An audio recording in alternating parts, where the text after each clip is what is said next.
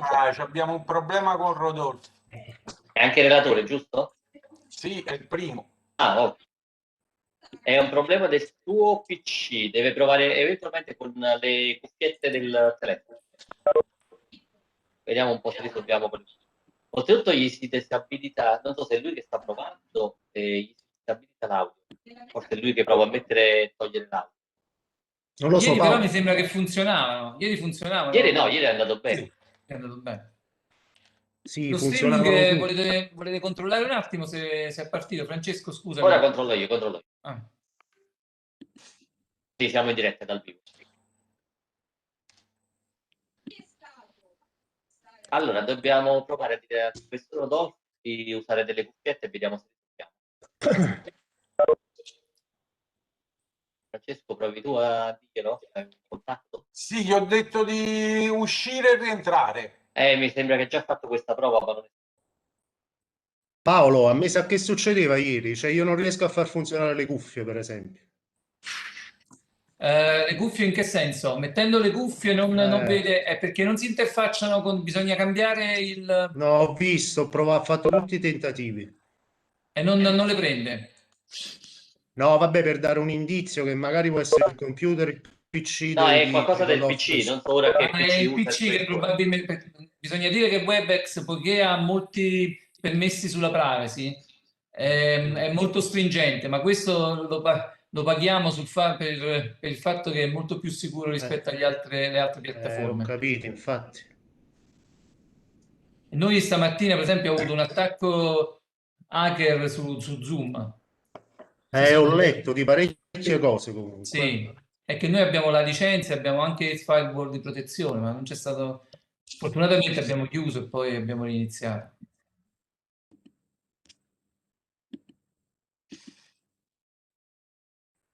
Paolo, ma su YouTube mi dà ancora quello di ieri. No, quello di ieri è una registrazione che rimane lì.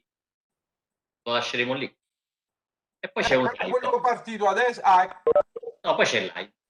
ok. Se adesso ci sei tu, prova a parlare, sei tu in prima, diciamo, Vabbè, Sì, c'è un ritardo ok. sempre di circa 30 secondi. È qualcuno collegato con l'iniziale S? Francesco, c'è qualcuno che è collegato con una come S? Appartiene al gruppo e qualcuno che è entrato così? Se si può qualificare? Se no lo sganciamo. Mm. S. S, presentati. Se no, sono costretto a farlo uscire.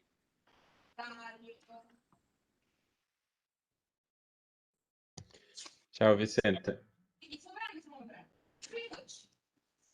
Ah, Rodolfo è rientrato, vediamo se riesce a parlare. Ha l'audio disattivato? C'ha l'audio disattivato. Rodolfo, can you hear me? Fai attivare l'audio? You have to attivare l'audio. L'ho attivato, Cristian, audio. Non volevo che attivarlo io, devo che attivasse lui. Per capire se è un problema del... No, non non lo sento, non lo sento. No, ma Infatti, se è proprio collegato, io credo che sia un problema proprio di linea, perché vedi, io non lo vedo neanche come video. No, io io lo vedo. vedo nel Sì, video. forse lo Io vedi a non lo pagina vedo, 2. da organizzatore non lo vedo. Noi lo Vedi a vediamo. pagina 2. Vedi a pagina 2, posso dire. Sì, ho visto, Cristian, però non me lo Non fa esce vedere. proprio. No. Adesso è uscito, eccolo qua. Ah, ok. È un On problema... n'écoute pas, Rodolphe. Ma rispetto a ieri ha cambiato PC? Mo glielo chiedo. Rodolphe, est-ce que tu as changé les computers? Prova a farglielo riavviare completamente. E Rodolphe, magari lo facciamo entrare non dall'applicazione, dal web. on peut essayer ça. Tu dois fermer l'ordinateur. Sortir, fermer et les faire repartir. Oui, complètement. Démarrer, oui, merci.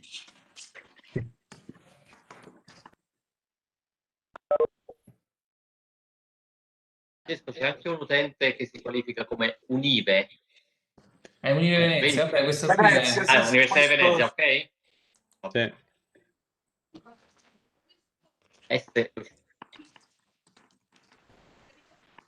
S è uscito, mi sa. Sì, sì.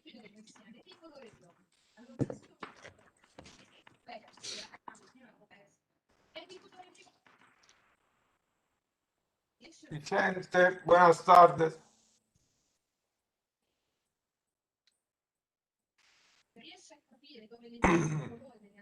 Sorry, we are trying to solve a problem with the PC of our first speaker. Torno Rodolfo, subito. we are waiting for you. Arrivo subito, scusate.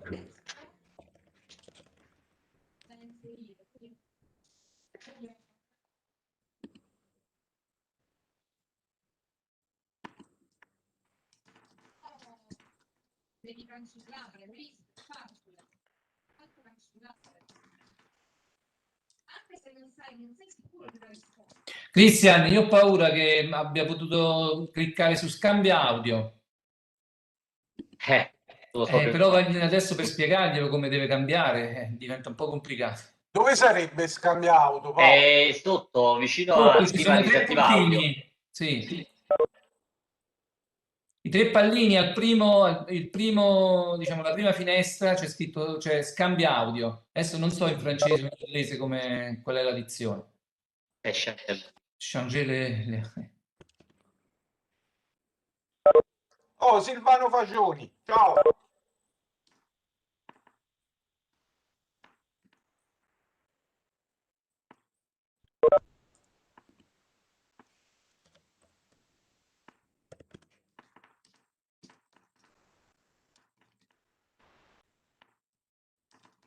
Opla.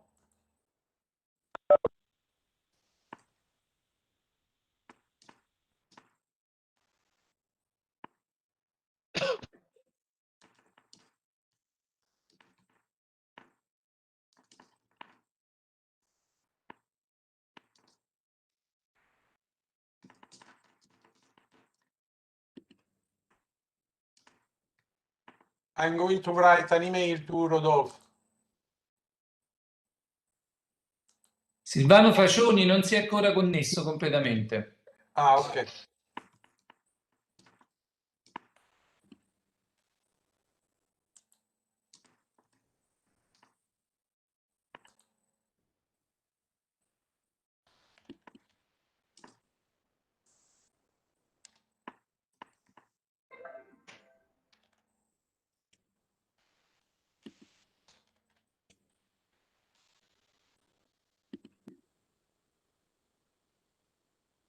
Paolo, e se ha cambiato audio deve ritornare lì? Sì, speriamo che gli facciamo provare. Aspettiamo riesca che rientri e vediamo. ad agganciarsi, non ha bisogno, perché praticamente non so adesso che computer ha il professore, ma probabilmente diciamo, la privacy del suo PC blocca qualche cosa, ma qualcosa ha toccato, perché se ieri funzionava, qualcosa è successo. Aspettiamo un attimo che rientri. Può darsi anche che il microfono si sia rotto, però mi sembra difficile da un giorno all'altro. Qualche impostazione.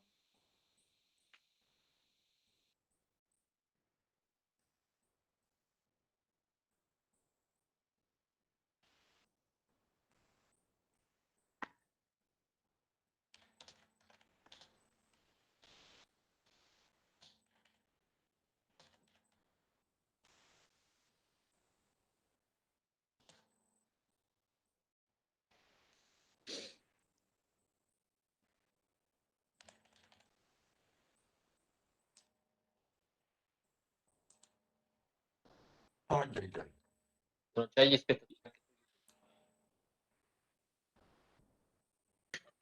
Vicente, ma mangi tutto il tempo?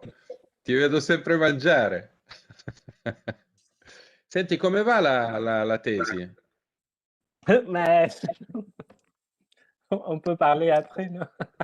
Sì, vabbè, ma Ça abbiamo avance, 5 ça avance, minuti. ça avance. Je suis vraiment près de la fin, quoi. Vicente, tu peux soutenir ta thèse maintenant en direct YouTube. Oui, c'est ce que m'avait fait.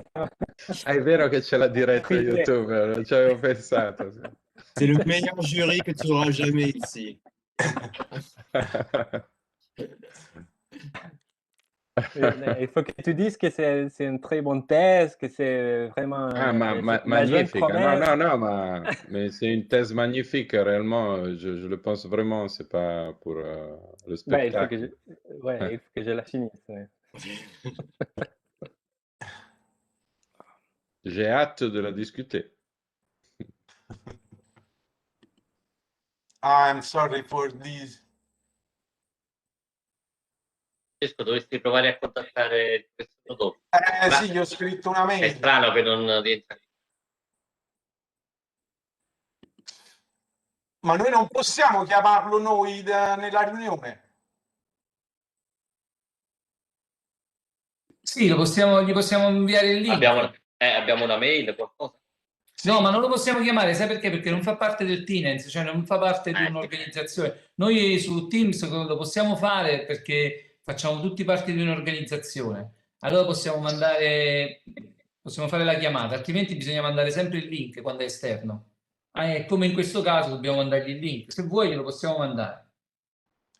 Sì, mandiamoglielo di nuovo. Ma ti metto su WhatsApp l'indirizzo.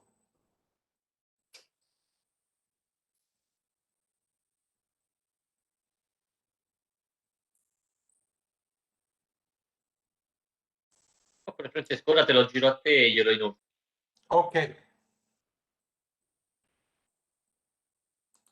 Gliel'hai dato tu, Christian? Glielo mandi tu a Francesco? Lo manda lui? No, mandalo un attimo dopo. No, io ce l'ho, glielo mando a Francesco. Francesco, vuoi che glielo mando io o glielo mandi tu? Mandamelo sulla mail e io glielo inoltro.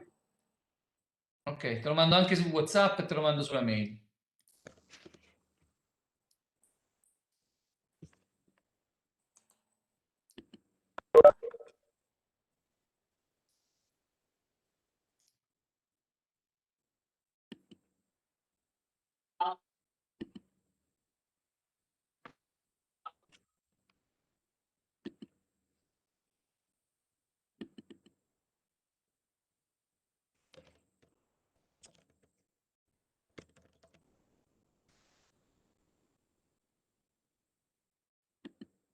Fatto, Francesco. Sulla mail non mi è arrivato ancora.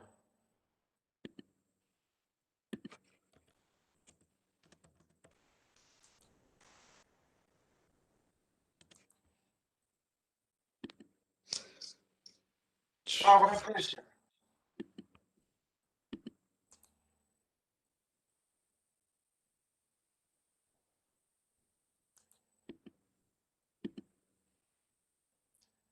I think that we have to start with David. Waiting for Rodolfo.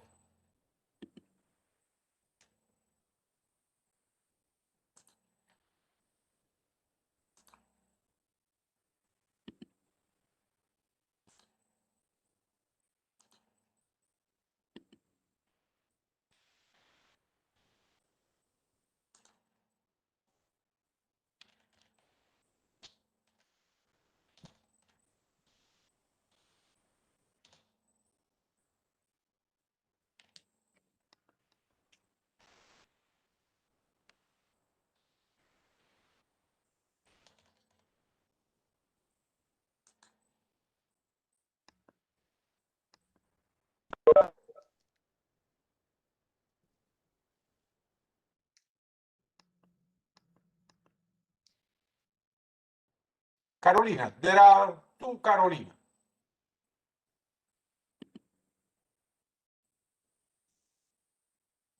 È collegata da due dispositivi.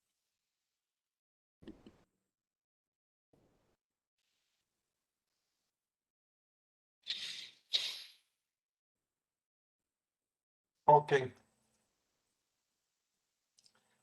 I'm sorry, we have some problem with the connection with Rodolphe Gachet, that is our first speaker. But I think that if David Wills is ready, I think that we can start with David. David, are you agree? Yeah, in principle, the only thing is I told some people it was going to be 11. They might be wanting to join us then, but I guess c'est comme ça. I mean, I told them to come at 12, but never mind. Yes, because I think that we have in any case to start. So I have a PowerPoint for my quotes. Yes, I want to introduce you in the right way. Yes, I'm welcome to everyone. We have some problem with the first speaker connection. Then we start with the second speaker, that is David Wills, professor of French studies at Brown University. He is known for his studies devoted to complicate the relationship between life and techniques. Recently, we celebrated the 25th anniversary of his seminal book, Prosthesis. On this line, I like to record also the most recent in animation. He is also the English translator of Derrida's seminar Theorie et Pratique. His paper today is titled The Risky Practice, Philosophy all'improvviso. I give you the word, David. You can. Okay, so I need your PowerPoint. Okay.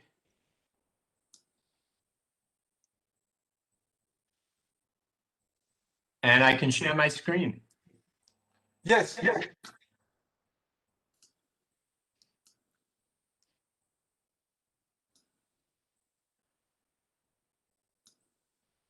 David, if you can't find it, it's at the bottom of the screen. You have share, and then you can choose the application that you want to share with us. Okay. Just a minute. So I need to go back. Share.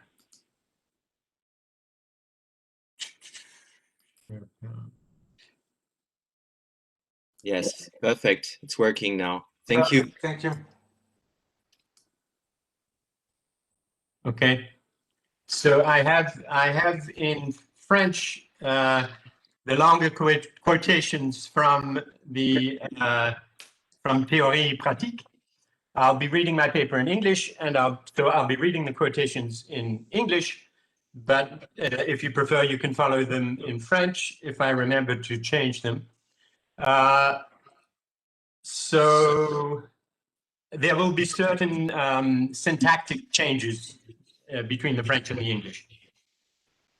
So my sincere thanks, first of all, to the organizers of the symposium, Francesco and Vittorio, for bringing us together in friendship and against pestilence around these positional encounters between Althusser and Derrida.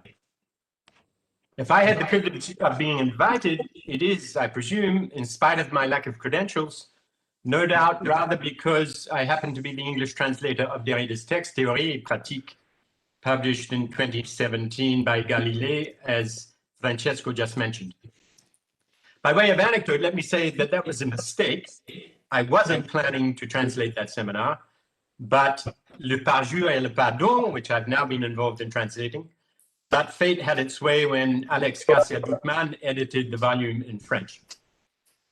By way of further anecdote, let me show you the little encouragement in the form of a card that Pascal Ambro, so I need to show you this, gave me at the EMEC, and that accompanied my translation.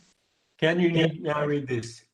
Un jour, j'irai vivre en théorie, parce qu'en théorie, tout se passe bien. So, in theory, everything is fine. One day I'll go and live there. In the meantime, I'll risk a paper I've written, lacking credentials, beginning with its title, which include the word philosophy, which, strictly speaking, I don't practice, and Italian words, all'improvviso, lingua che non parlo e che non posso soprattutto improvvisare. So, no improvising, no such risks. Back to my text. By the time Derrida gets to the seventh session of Théorie et Pratique, it is no longer clear whether he is still speaking to Althusser. They had parted company some 30 pages earlier, near the beginning of the fifth session, and indeed the Marxist philosopher is no more referred to in the final 70 pages of the text. However, Derrida does give the summary of where things stand in the first paragraph of the seventh session, and this is the first quote, so I'll read from page 97 of the English translation. Let's just say in a word or in a sentence that in performing must be done, faut le faire, we got involved in a problematic and practice of the edge and of an overflowing of the philosophical line that we followed through all sorts of passages and reciprocal overflows through a discourse of the Marxist philosopher type, Gramsci and Althusser, and some digressions by way of Kant, Marx, Theses on Feuerbach, then through Aristotle and Heidegger, each time experiencing the need to pass by way of the question of technique, end of quote. And then we have the second paragraph that begins with a repetition of the motto or mantra, must be done, faut le faire, followed by this. So, faut le faire, second paragraph. Well then, I have made a decision, that is to say, also taken a practical risk for the continuation of the seminar, and at least for this year. I'm going to try to transform something in my practice to practice differently. I want to call this moment Derrida's revolution. And I want to spend the time given me today to try to understand what it consists in for Derrida's theory and practice, for philosophical theory and practice, ultimately perhaps for revolution as theory and practice. Derrida's proposed risk, his transformation, I am going to try to transform something in my practice, amounts, as he goes on to explain in the seventh session of Theory and Practice, to, quote, desisting from referring to a previously written text. His proposed new practice, improvising on the basis of notes, improviser à partir de notes, instead of reading from a previously written text, en cessant de me référer, comme vous savez que je le fais, à un texte préalablement écrit. That new practice is, he insists, no small risk.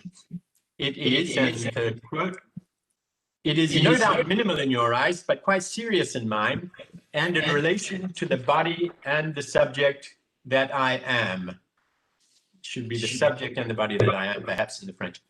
In short, this risk is nothing less than, quote, the risk of witnessing the decomposition, de voir se décomposer, of both my discourse and something like the authority, the credibility, or the force that a prior elaboration, one that is tightly argued and calculated in advance, can confer on it, end of quote.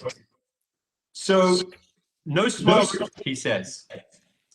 My discourse and its authority, the credibility and force that hold it together, its institutional cohesion, the pre-programmed organization of it, its tightly constructed apparatus, the state of its apparatus, if not the apparatus of its state, all that risks falling apart, falling down.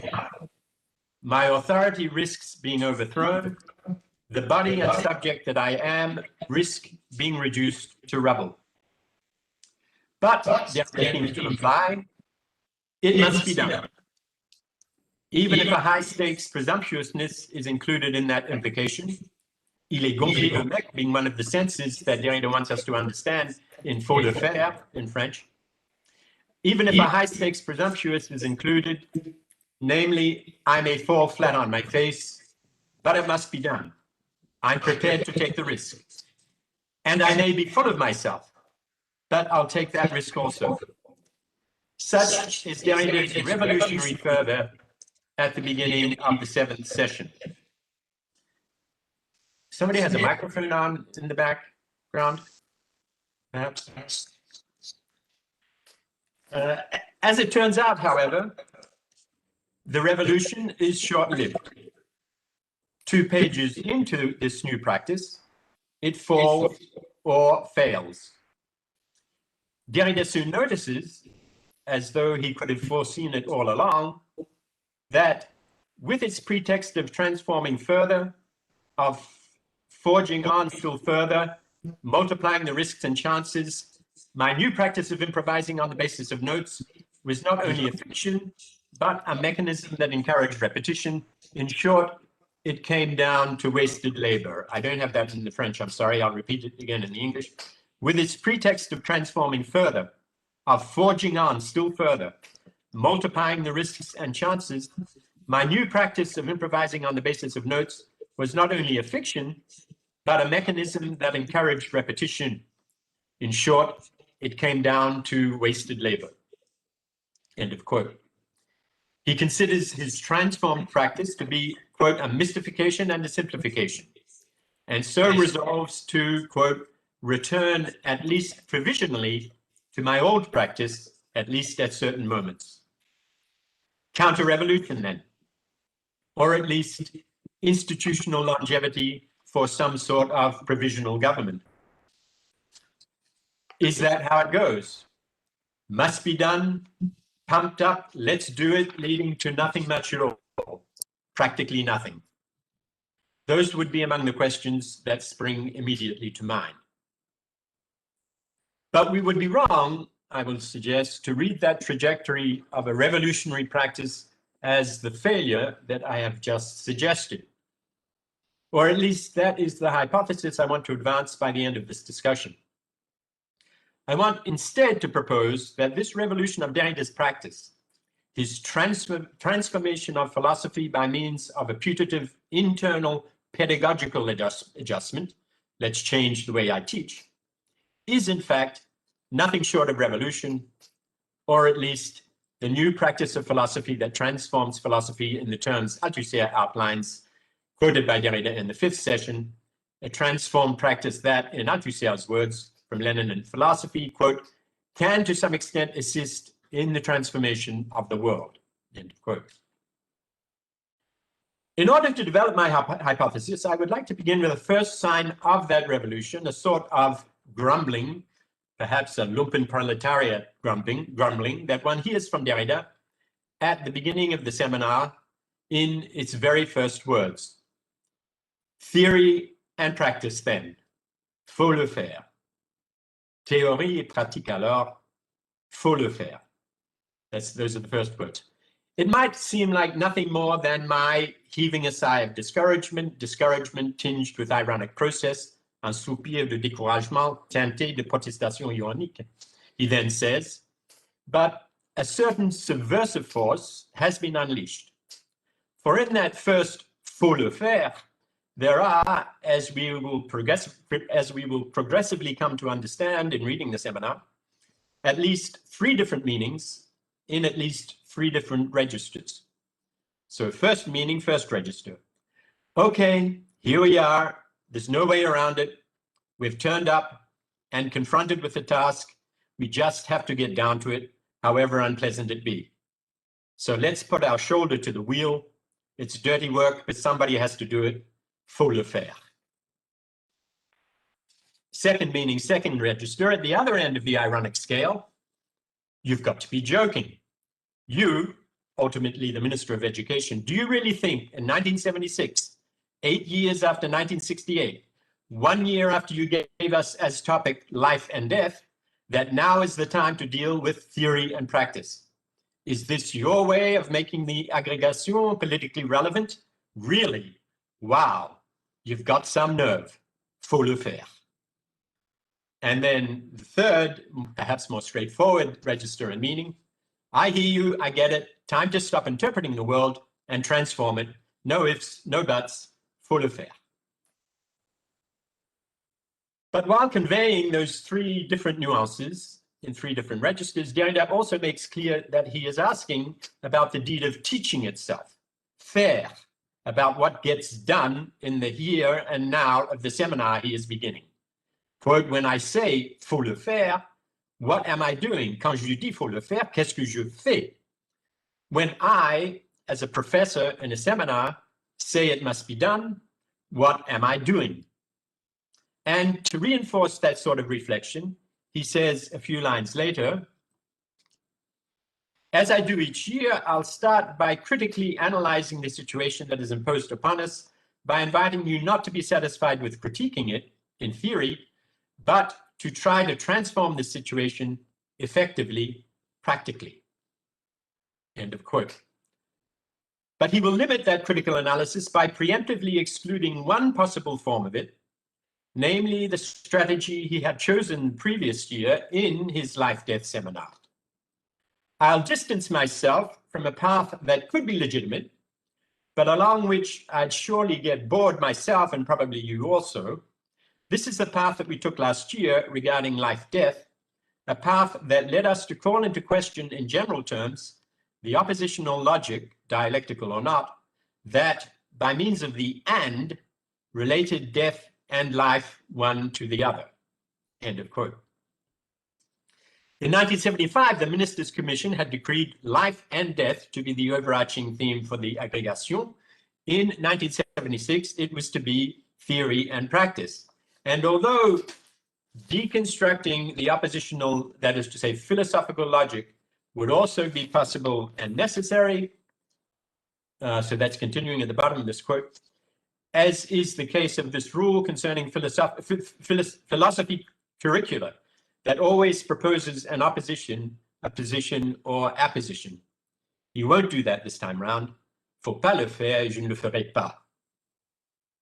So there is from the beginning a restiveness, an agitation, the profile, if not the front, of a certain resistance to what must be done, to the extent of its being artificially imposed from the outside by a bureaucratic and ideological state apparatus.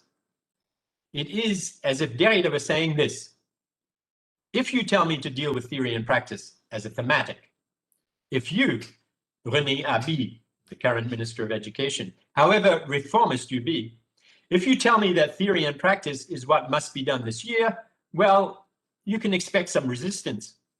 Because I feel a little like Althusser must have felt when, in 1966, with Communist Party Cultural Affairs presided over by Louis Aragon, fellow Central Committee member and party philosopher Roger Garaudy accused him, Althusser, of a theoretical anti-humanism, which of course Althusser imputed to Marx, and one that, quote, rejected the criterion of practice. Hence, he was accused, Althusser, by Garaudy, not only of remaining a philosopher who had missed the point that was to transform the world, but of remaining a philosopher who strongly promoted the importance of the, quote, theoretical value of the concept of socialist humanism as espoused in his 1964 essay, Marxism and Humanism. And, entre parenthèses, that would be the same Roger Garaudy, former resistance fighter, who was awarded the Al-Qaddafi International Prize for Human Rights in 2002, and in 1998 was convicted of Holocaust denial. But forgive my digression. Being given the prescription of a year of teaching the theme theory and practice makes me feel similarly chastened, Derrida's opening pages appear to say. One could follow the first 4 sessions of Théorie et Pratique as a critical analysis of the situation that is imposed upon us, as a pedagogy that is not satisfied with critiquing it in theory, but that tries to transform this situation effectively, practically. One would then come back to what Derrida calls the overflowing, débordement, of philosophy by a thinking that is no longer simply philosophical, early in session 5, which I quoted earlier, and from there, to a, quote, thinking whose possibility and place are not simply philosophical, overflowing philosophy, so un pensée dont la possibilité et le lieu ne fussent pas simplement philosophiques.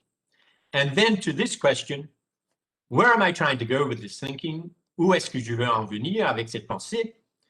Then, new paragraph, epistemological break, I think we can say, and this immediate answer to Heidegger, you'll of course say. À Heidegger, direz-vous, bien sûr. And then, within a page, to the question concerning technology, which is the text that will concern Derrida for the rest of the seminar.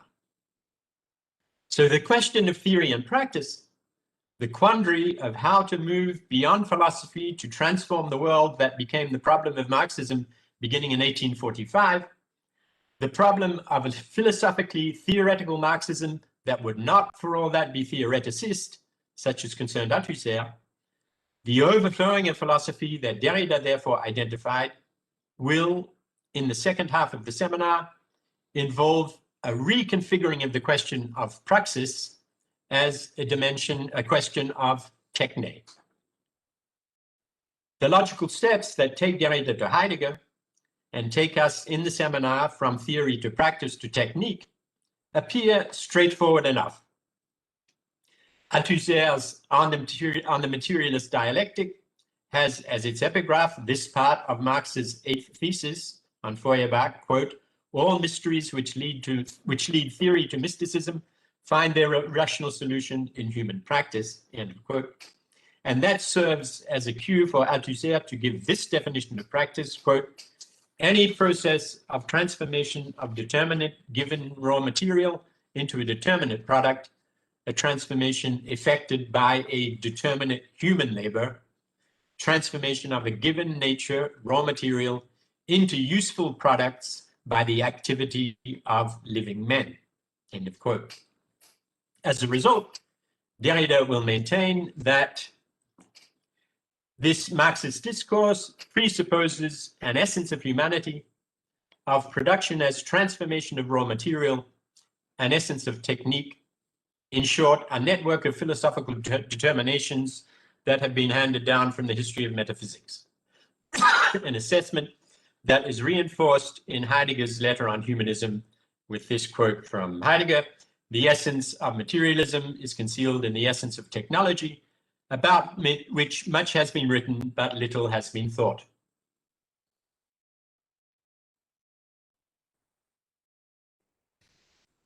Yet those logical steps also constitute an overflowing that has been presaged from the beginning of the seminar, at least from the end of its first session, where the question of the philosophical edge, bord, or edging, bordure, is introduced as appointed to another genealogical orientation, that is to say, other than that of Marx, Gramsci, Althusser, that can be called Heideggerian.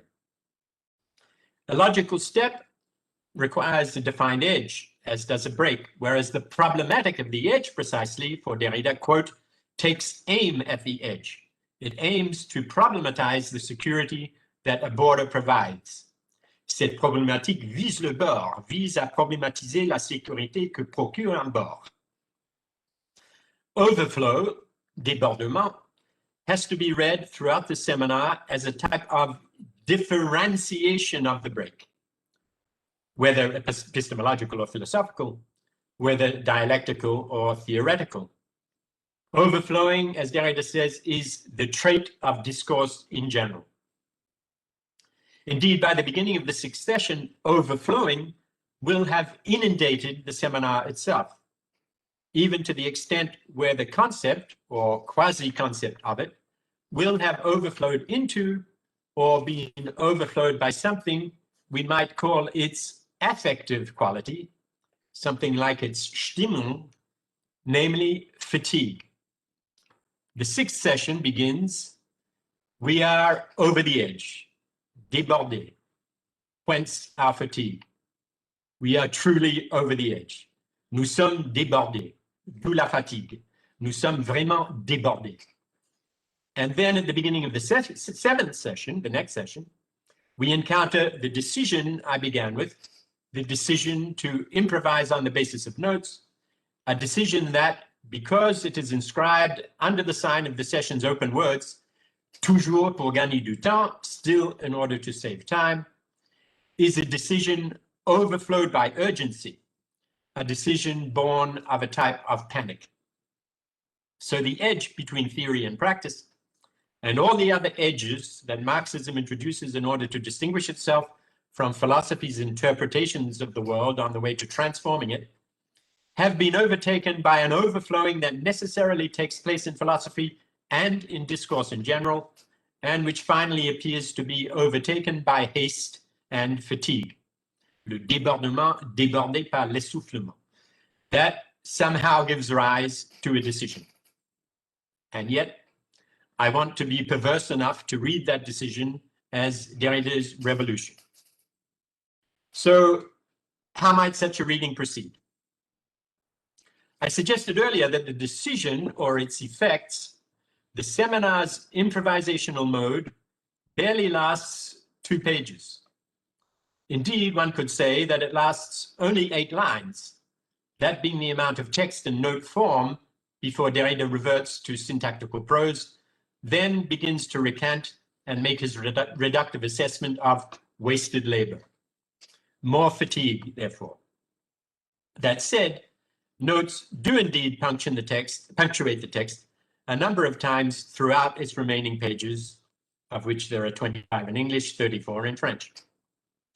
Short of accessing an audio tape of the seminar, which is not known to exist, it is impossible to determine to what extent the notes in Derrida's typescript actually gave rise to further improvised discourse on his part. For that reason, my reading or analysis is itself something of an improvisation, in spite of my promises, but I'll forge ahead nevertheless. So Derrida wants to try something new. Excuse me. Derrida wants to try something new. He wants to interfere with his normal practice, to transform something in my practice, he writes, to practice differently. That bites back into the question of the extent to which philosophy is a practice, a theoretical practice, to use Althusser's term, on the materialist dialectic. In his preliminary remarks on his terminology, Althusser distinguishes ideological philosophy or philosophical ideology from theory as Marxist philosophy, that is dialectical materialism. Engels' reference to, so Marx, Althusser quoting Engels, this is Engels, first of all, sorry. Engels' reference to, quote from Engels, theory, the sphere of what hitherto was called philosophy, end of quote, proves, Althusser writes, Althusser's words now, quote, that Engels felt the need to encapsulate the difference between ideological philosophies and Marx's absolutely new philosophical project in a terminological distinction. He proposed to register this difference by designating Marxist philosophy by the term theory, end of quote from Althusser. A year later, in Marxism and Humanism, Althusser will refine his sense of that theory to emphasize, quote, what was radically new in Marx's contribution, and continuing strictly in respect to theory, therefore, one can and must speak openly of Marx's theoretical anti-humanism and see in this theoretical anti-humanism the absolute negative precondition of the positive knowledge of the human world itself, of its practical transformation. So Marx's theoretical anti-humanism is the absolute negative precondition of the positive knowledge of the human world itself and of its practical transformation, end of quote, for Althusser. Derrida, in his seminar, will have precisely followed Althusser up to the point where he announces, Althusser in Lenin and Philosophy, quote, this new practice of philosophy that can transform philosophy, end of quote.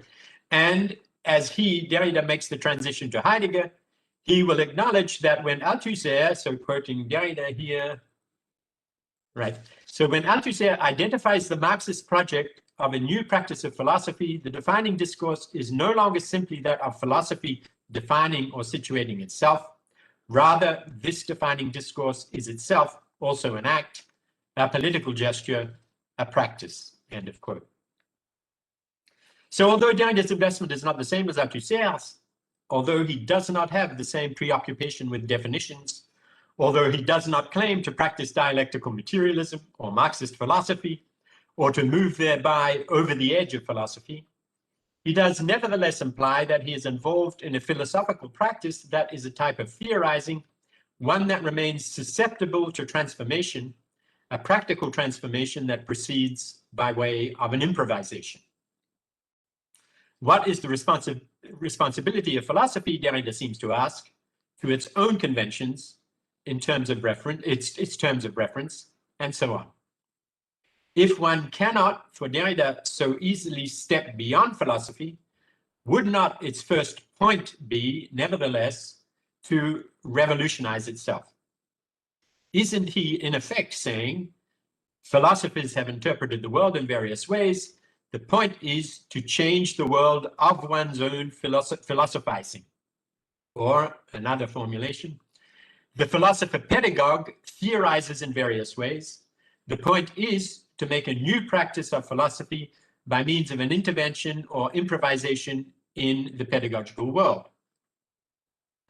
More specifically, though, the point is, in Derrida's terms, to risk oneself as subject and body, to risk witnessing the decomposition of one's discourse and the authority and credibility it gains from being elaborated, argued, and calculated in advance.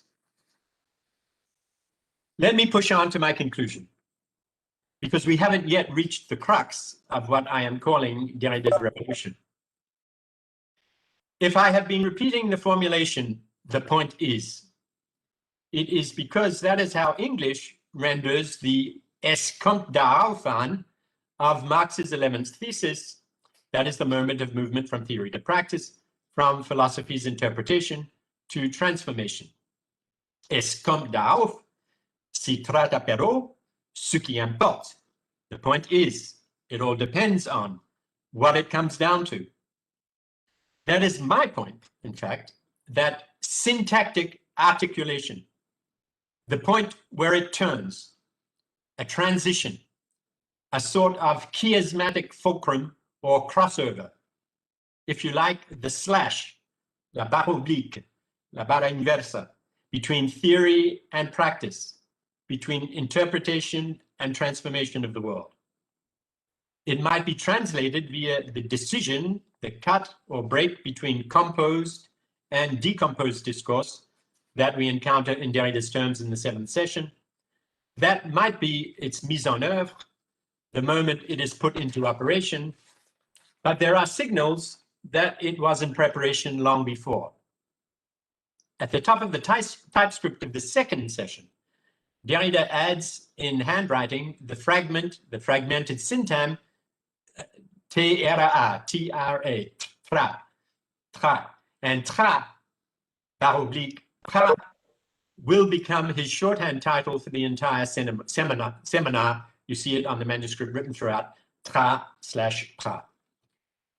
Later in that same 2nd session, after transiting through or by his favorite text de Francis Ponge, Fable, par le mot par, commence donc ce texte, dont la première ligne dit la vérité, Derrida will tell us that by, par, will be a heavy traffic zone for our analyses, and he continues, the value of trans, of tra, which is intimately commingled with that of pair, and in which are found at least the sense of movement as pathway through, as crossing. All those values of by, pair, trans, tra, that we will come across again in all the semantic motifs are indissociably connected by modernity to practice, end of quote. And out of the Greek praso, he will expand that semantic network as well as the senses of to do the deed. In other words, so this is still discussing the semantic network of the Greek. In other words, make love, practice the practice, move on to the act, passer à l'acte, the sexual act being perhaps not just one act among others.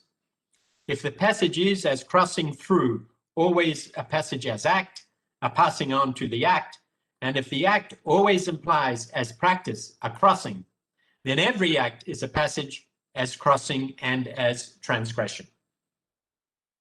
From there, he will conclude that the inductors pa, tra, by, tra, mark, you quote, they mark a practical gesture on the part of the body, a body that no longer lets itself be dominated by the status of the senses that Hegel called theoretical, hearing and sight, in opposition to the practical senses, touch, for example, and everything one does with the skin and hands.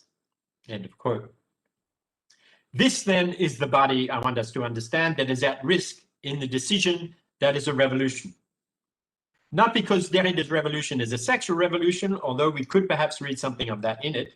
No, the body is at risk in the decision that is a revolution because the revolution is in tra, in trans. It is the trans, the fulcrum around which the 11th thesis turns in its very escompte d'Arofan as syntactical transfer. In Derrida's revolution, there would be a decision to transform his practice of a pre-written text into a text of improvisation.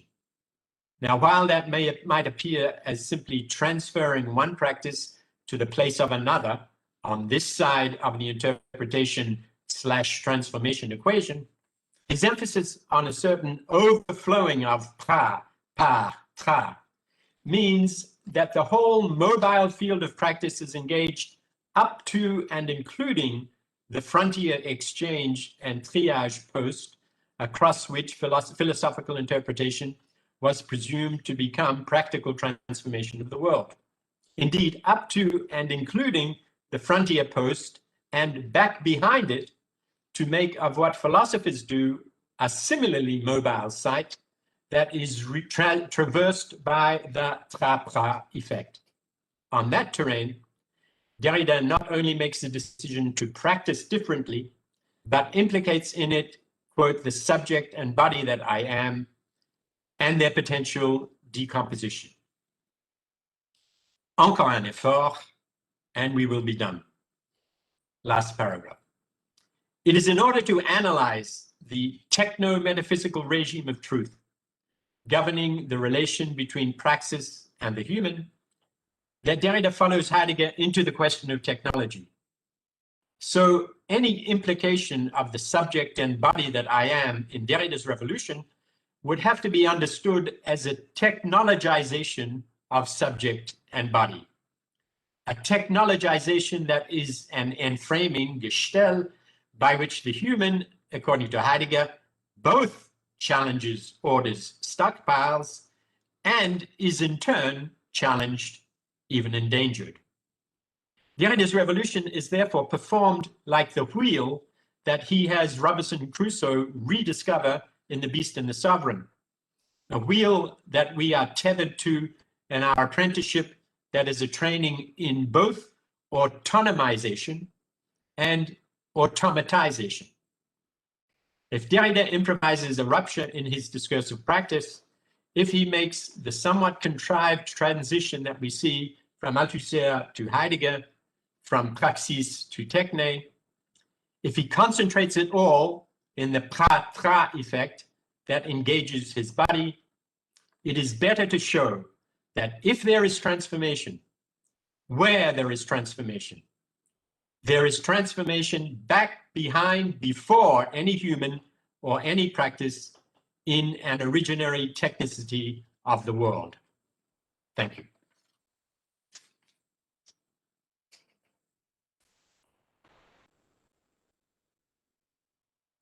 Thank you, David, for your beautiful presentation. I thank you also because for your availability to replace Rodolphe. We have to see now if he can speak. Rodolphe. No, microphone doesn't work.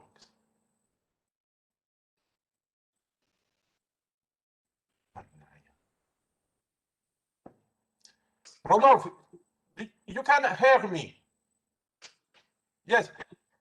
You can go down where there is active or disactive audio. Maybe you change something at the end of the of the window, there is, if you open the window where is active audio, there is change audio.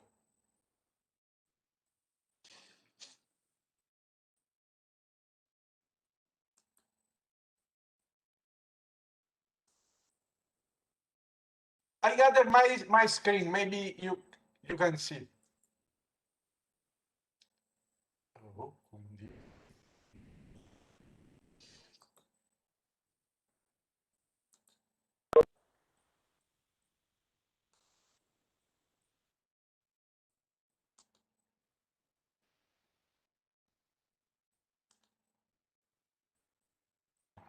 Paolo, Ci sono... Sì, Francesco, dimmi. che cosa gli posso dire a Rodolfo? Visto che stai condividendo lo schermo, oppure provo a condividere io se vuoi. Prova a condividere tu e io gli parlo. Ok.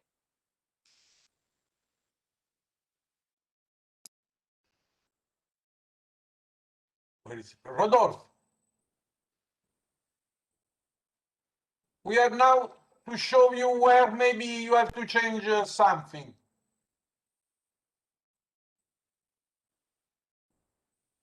No, condividendo forse non riusciamo a fargli vedere dove è l'opzione. No.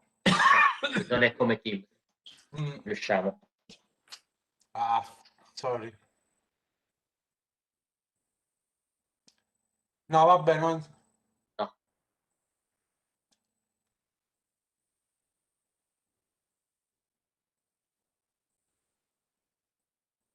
No, non riesco a trovare l'opzione.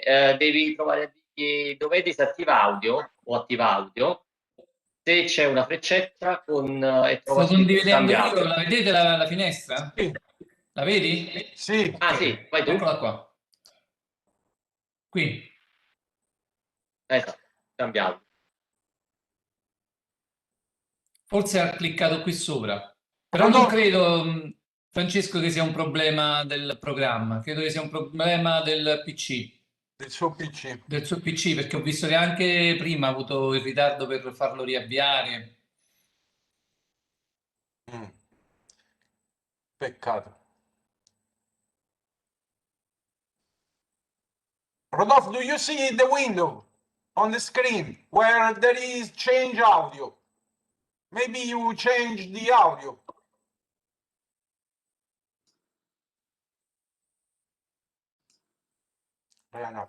Francesco, se vi fate una chiamata WhatsApp e tu condividi il suo audio e il tuo telefono vicino al microfono? Non ce l'ho il telefono. Ah, ok.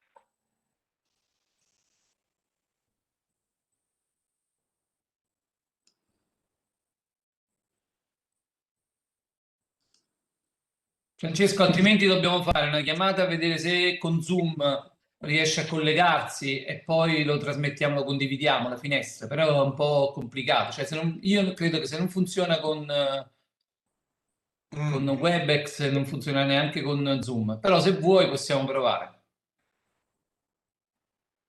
Se ci dai il contatto del professore, proviamo a contattarlo in privato. La mail. Rodolfo, now we can try to send you an invitation on Zoom, gathering the screen of Zoom. Ok? Ma non l'ha letto. Paolo, disattiva condivisione. Rodolfo, read down in the chat. I write something in the chat. Oops.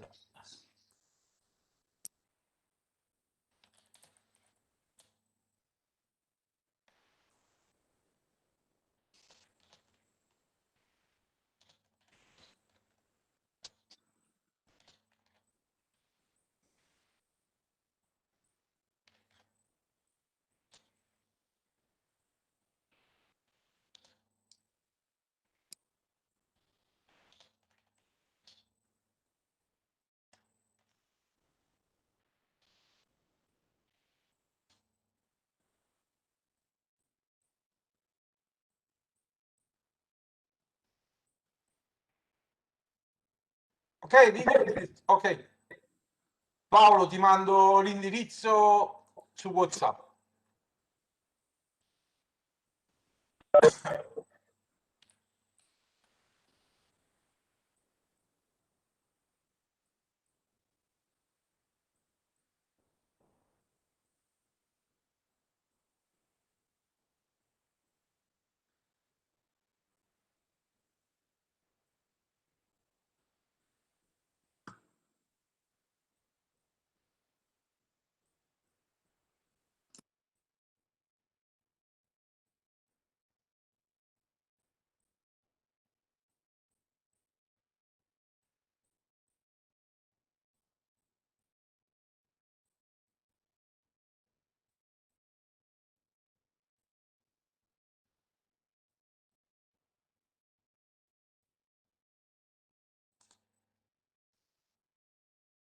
3 domani.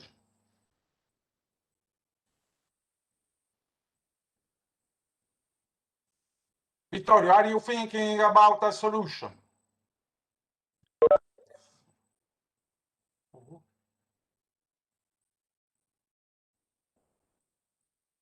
No, non me ne intendo. Saprei come...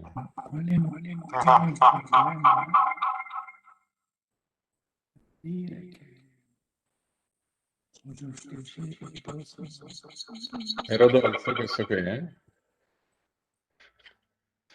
O è un extraterrestre? To cry up.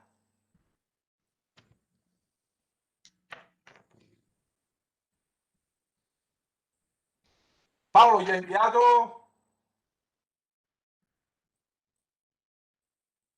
Gli sto mandando un link a cui si potrebbe collegare su Teams. Forse per lui se potrebbe essere più facile. Perché Zoom gli potrebbe dare qualche problema. Proviamo con Teams. Lo inserisco all'interno di una riunione di Teams. E poi se lui riesce a parlare lo condividiamo noi. Ok. Allora voi andate avanti, Francesco, e noi proviamo, io e Paolo ci stacciamo un attimo da qua e proviamo. Yes, I think that we are trying to solve the problem with Rodolfo connection. Then we can use this time taking questions to David. Francesco, et si Vicente ou Fortunato parlaient, et peut-être qu'on pourrait essayer d'arranger le problème avec Rodolphe durant la pause? Parce que... c'est une bonne idée. Je sais pas. Okay. Si Vicente ou Fortunato veulent bien, je ne sais pas. Peut-être qu'après, pendant la pause, on pourrait appeler Rodolphe au téléphone et réussir à organiser quelque chose, peut-être. Okay. Vicente, are you ready? Are you ready to give your paper? Yeah, pas de problème. Yes, yes. Okay, we are transforming our practice. Just like give me 5 minutes. Okay. I'll be right back. We are improvising. Derrida. Rodolfo non deve proiettare, potrebbe essere all'improvviso, sì. Improvisation. No.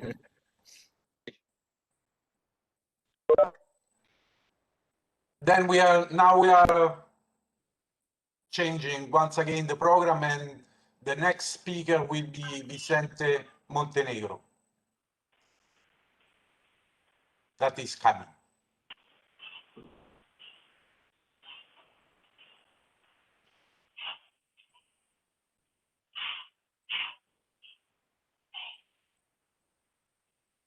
I prefer to take a question to David about the seminar, but there is no trace, I don't know, a registration about the session that Derrida improvised.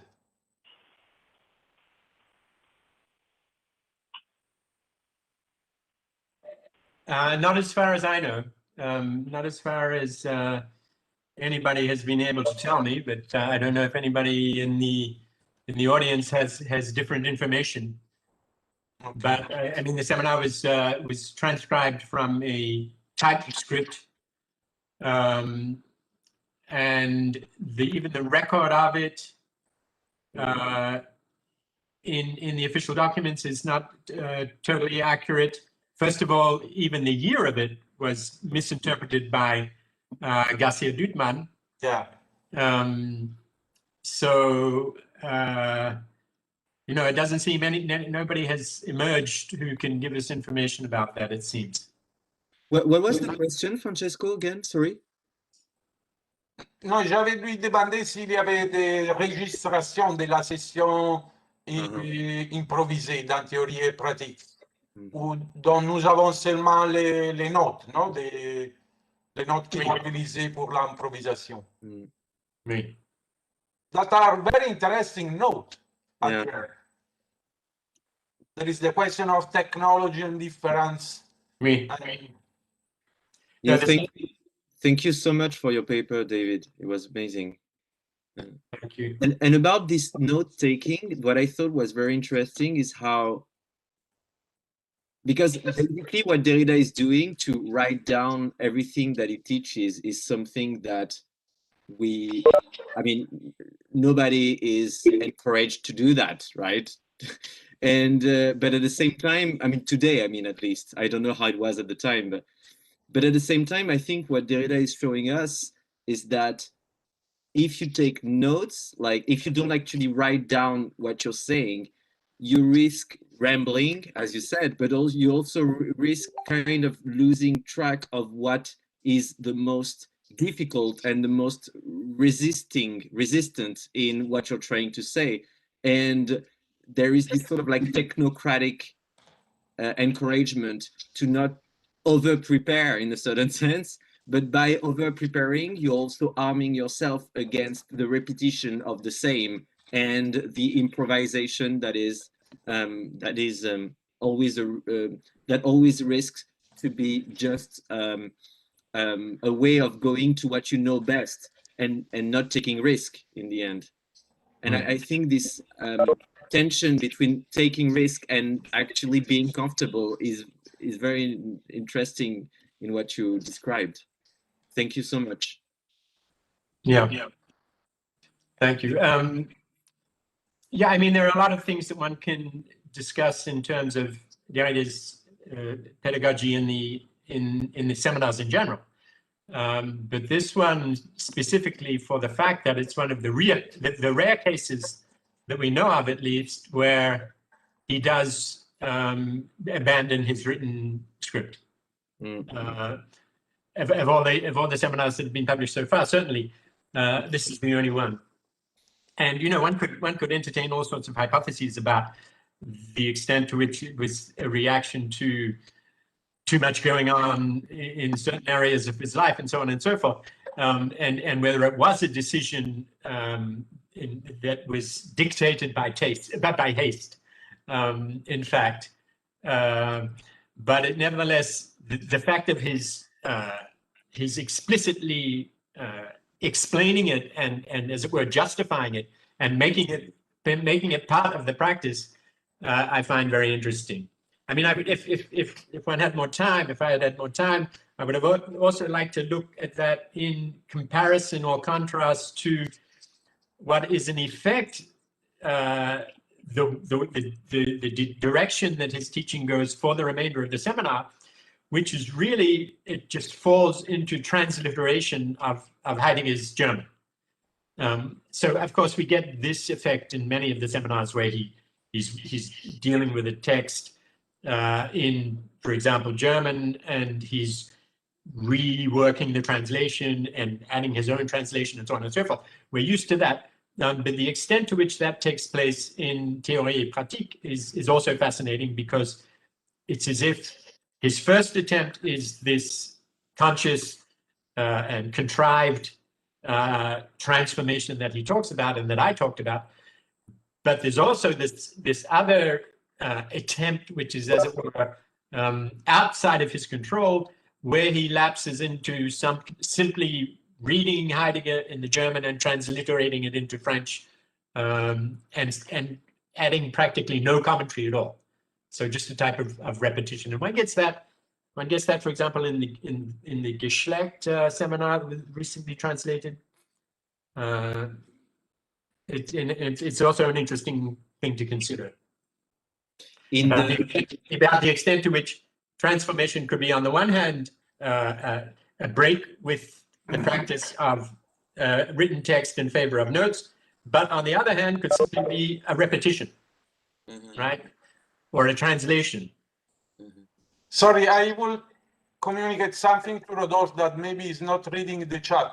Rodolphe, check your email. You had to receive an invitation to a Teams connection. Sì, noi siamo collegati, Francesco.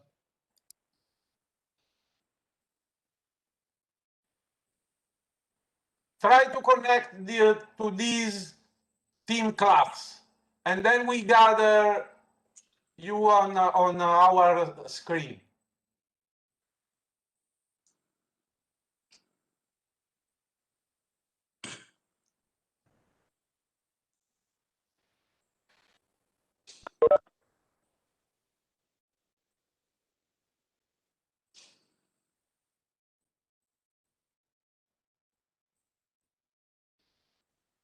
Ah, sorry.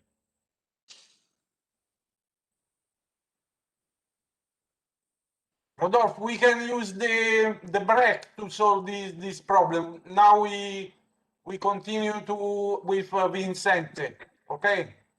I'm sorry.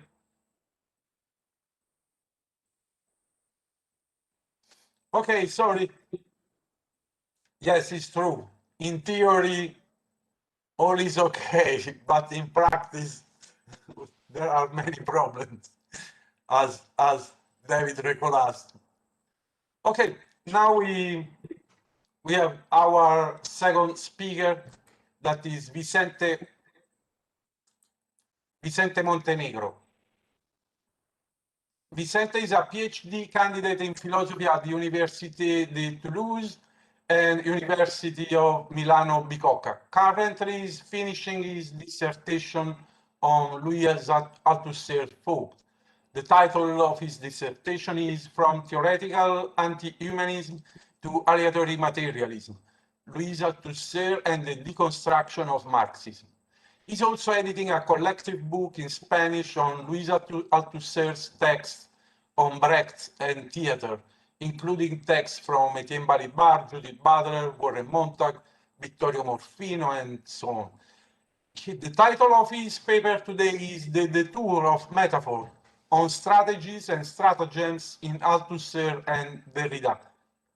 I give you the word. Thank you, Vicente. Okay, thank you very much, Francesco and Vittorio, for the invitation and organizing this. I'm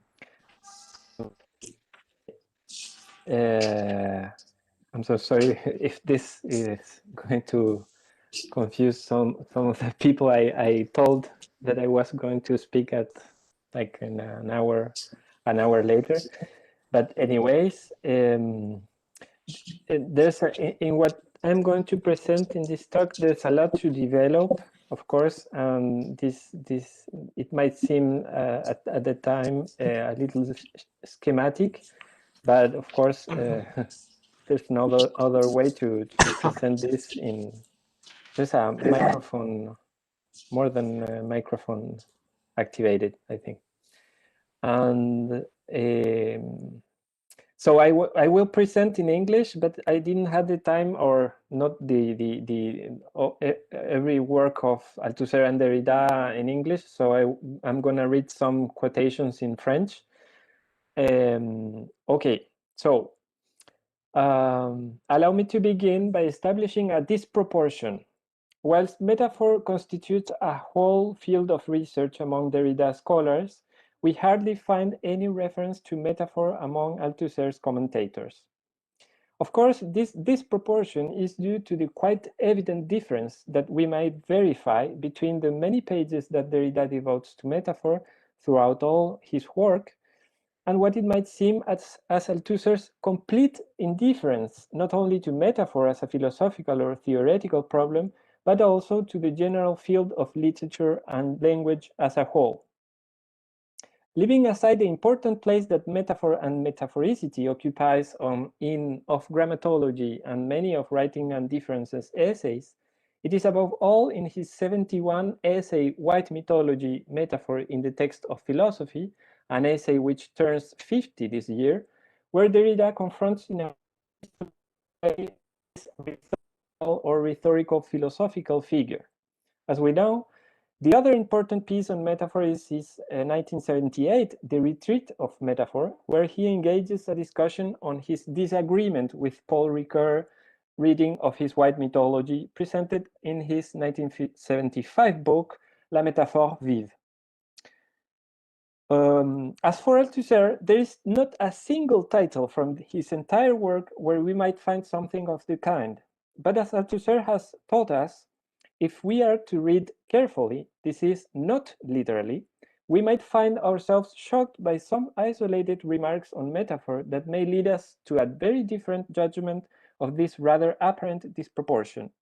One of them, perhaps the most astonishing one, and which I think it is worth quoting from the outset, comes from a passage of his Elements of Self-Criticism that clearly has gone unnoticed, where Althusser asserts, "In philosophy, you can only think through metaphors," a translation which alters what I consider to be a rather crucial detail in Althusser's words. On ne pense en philosophie que sur des métaphores. This is not with or through metaphors, but under metaphors. My aim in this paper, or this talk, will be not so much to retrace or reconstruct Derrida's sharp thoughts on metaphor, or to put forward the significance of white mythology within Derrida's more general philosophical project, something that has already been done by some of his most distinguished commentators, notably Rodolphe Gachet and Geoffrey Bennington.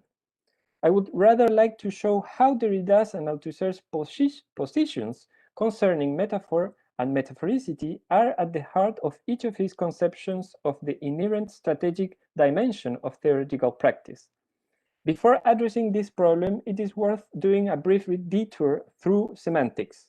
If we take a quick look into the dictionary, strategy is commonly defined as a science, and more precisely as a military science, which consists in organizing available resources or forces in order to achieve a specific goal, whether this goal is to preserve peace or to lead a war.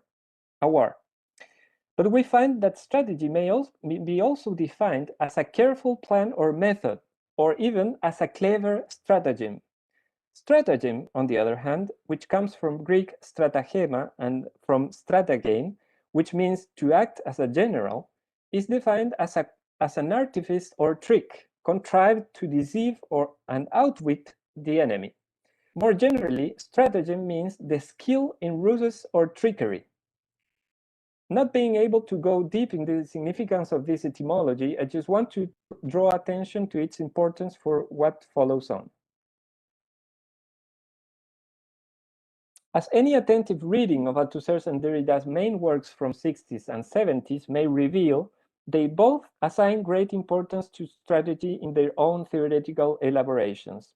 In the case of Althusser, it is well known how he loved to recall Kant's idea of the Kampfplatz from the preface of the Critique of Pure Reason. This is the definition of metaphysics as a battlefield of endless controversies, a formula that constitutes the core of Althusser's own definition of philosophy as class struggle in theory. In 1968 article, in his 1968 article, Philosophy as a Revolutionary Weapon, a somewhat fictional interview, one of Althusser's many ruses, is in fact entirely inspired by this strategic, even warlike imperative. This same year also takes place what we might consider almost as an encounter, or more precisely a failed encounter, between Althusser and Derrida, to which I would like to draw special attention. In January 1968,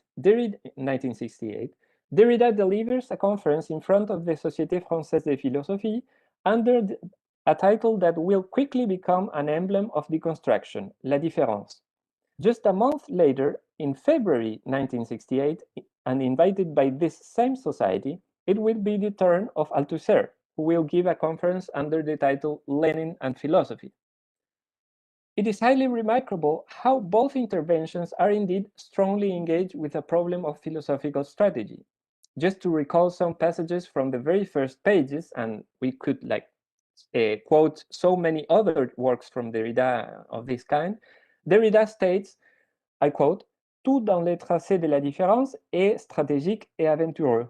C'est par le thème de la stratégie ou du stratagème que nous nous introduisons à la pensée de la différence. End of quote.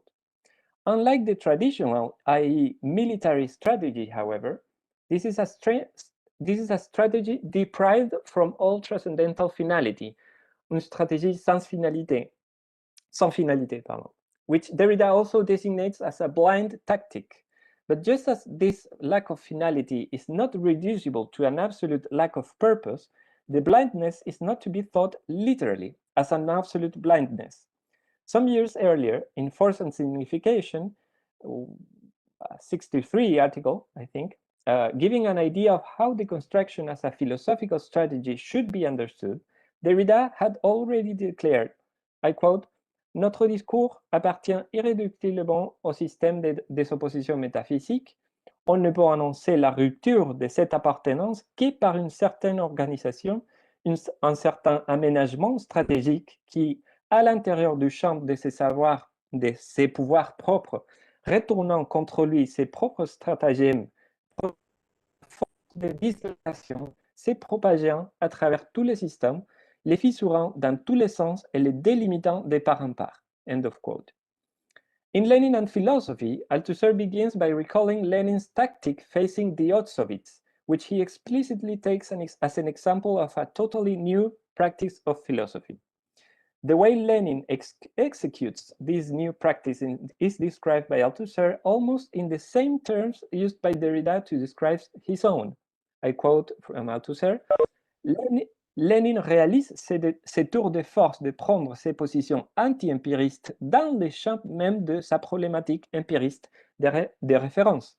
Qu'on puisse parvenir à être anti-empiriste tout en pensant et en s'exprimant dans des catégories de base de l'empirisme, voilà un exploit paradoxal qui pose quand même un petit problème aux philosophes de bonne foi. End of quote. It is in this conference also where Althusser develops his thesis of the history of philosophy as the eternal struggle between two philosophical tendencies, idealism and materialism, a thesis that, taken to the extreme, results in another famous Althusserian thesis that philosophy has no history at all.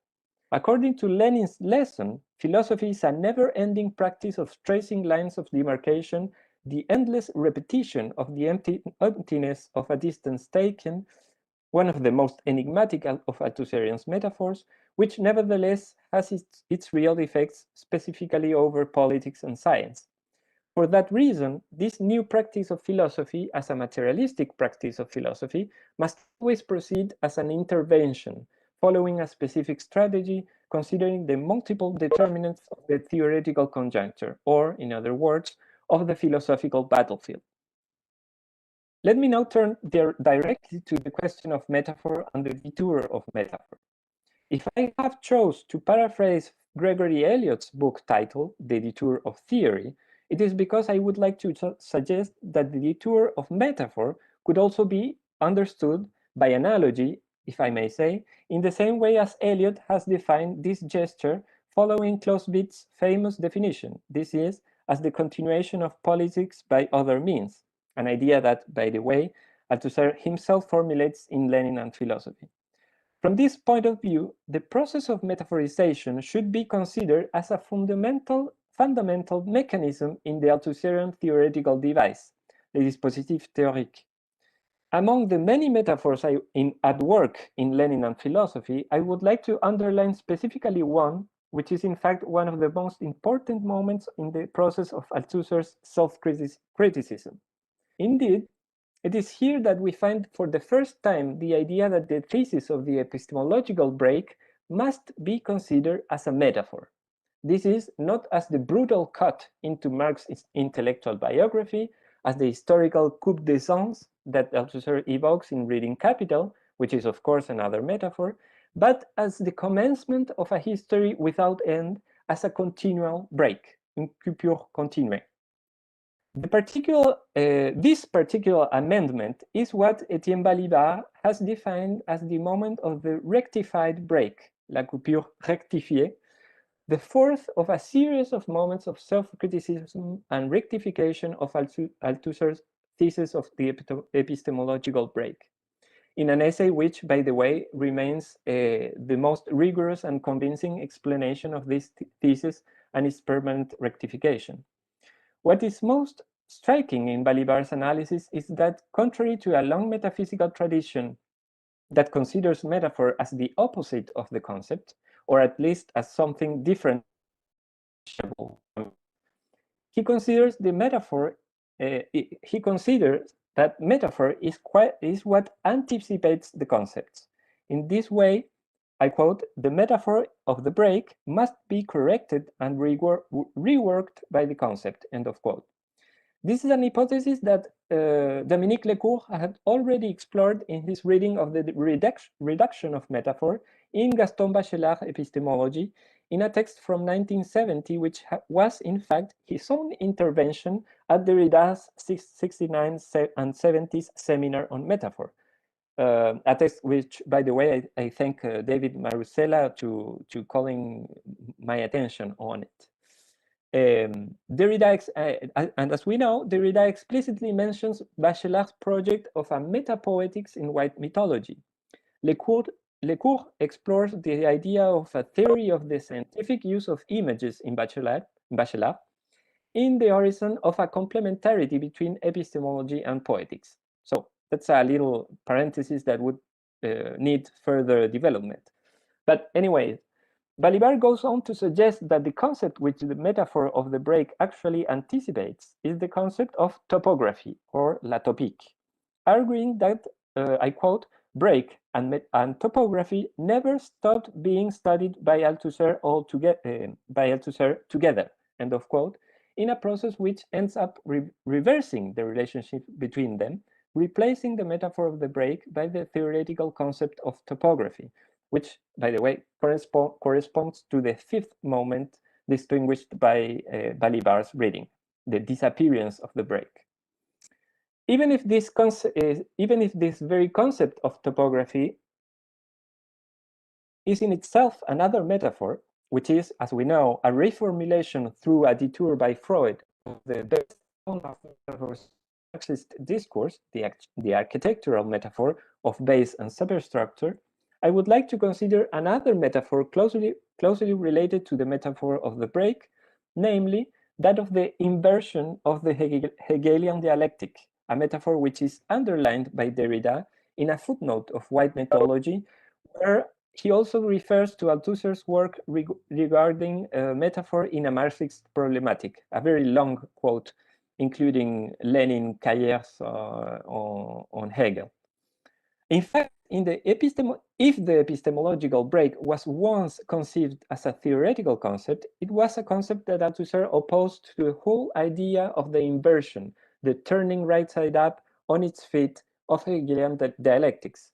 And this famous passage from the afterword of the second German edition of Capital makes use of another equally famous metaphor, the one of the mystic shell and the rational kernel. In contradiction and over-determination, Althusser says, I quote, "La formule du renversement n'est qu'indicative, voire métaphorique. Elle pose autant de problèmes qu'elle en résout." End of quote. It may seem odd to realize that later on, Althusser will try to solve some of these problems by replacing the metaphor of the inversion of the reversal, or the reversal of the Hegelian dialectic, with another one, that of the break. It is at this point that we should recall Althusser's statement in his Elements of Self-Criticism, "On ne pense en philosophie que sous des métaphores," an almost dogmatic statement if it were not precisely because of the radical anti-dogmatism that it contains. If we read this statement together with the use, misuse, and abuse of metaphors in the work of Althusser, one may begin to have a better picture of the place and the status of metaphor in Althusser's theoretical practice, and how he conceived the need for metaphors on the practice of metaphorization as inherent to every philosophical practice, not only the Marxist one. From this standpoint, and in line with Balibar's suggestion, we may argue that far from the traditional consideration of metaphor as a figure or a trope proper to poetics or rhetoric, Althusser considers metaphor as a political and strategic resource, which is to be evaluated following a materialistic criteria of justice or adjustment. As Stéphane Legrand and Guillaume Sivertin-Blanc have pointed out, I quote, Althusser rattache l'exigence pour la pensée de travailler à partir de son irréductible métaphoricité à la norme de justesse d'ajustement de son discours aux coordonnées de la conjoncture. End of quote. This is why, in Leninian philosophy, as well as in Elements of Self-Criticism, Althusser considers that the new practice of philosophy must always seek to create new and better metaphors. This is, metaphors adjusted for the specific theoretical conjuncture. In this sense, we might begin to acknowledge again how Althusser's position is not far from one of Derrida's main contentions in white mythology, an essay which, as already noted, is the result of his 69 and 70 seminar at the École Normale Supérieure, which has by title very interestingly Théorie du discours philosophique, la métaphore dans les textes philosophiques, a title that we might comment further on later. For the former, this is for Althusser, as much as for the latter, philosophical discourse cannot but work at the margin between a kind of discourse which is believed literal in a proper sense, and another kind of discourse symmetrically imagined as purely metaphorical or figurative in a non-proper or inappropriate sense. In fact, this would be exactly the reason why Althusser speaks of the break as a theoretical metaphor, and why Balibar speaks of the topography as a conceptual metaphor. These expressions could only be read as oxymoronic from a traditional, this is, a metaphysical point of view, the one that considers metaphor and concept as two heterogeneous linguistic regions. As Derrida has carefully pointed out, metaphor is in itself a concept, more precisely a metaphysical concept, one of the most classical philosophies of Western thought.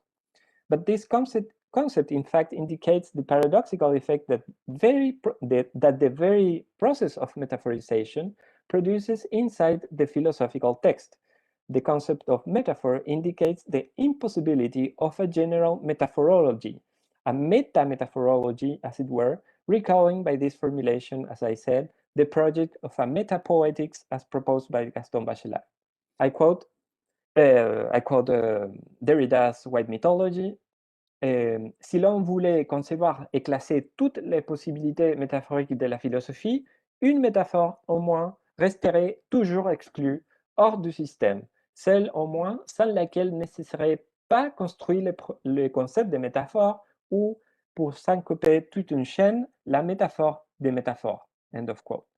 This metaphor of metaphor, the abysmal and endless process of metaphorization, is what Derrida calls the tropic supplementarity, something that he also designates by the expression plus de métaphore from the first subtitle of the essay, which, as we know, must be translated simultaneously as more metaphor and no more metaphor. The paradox consists in the fact that the same movement by which philosophy has tried to dominate the metaphorical by a concept of metaphor, or by the concept in general, this same effort stubbornly collides with the necessity of producing new metaphors.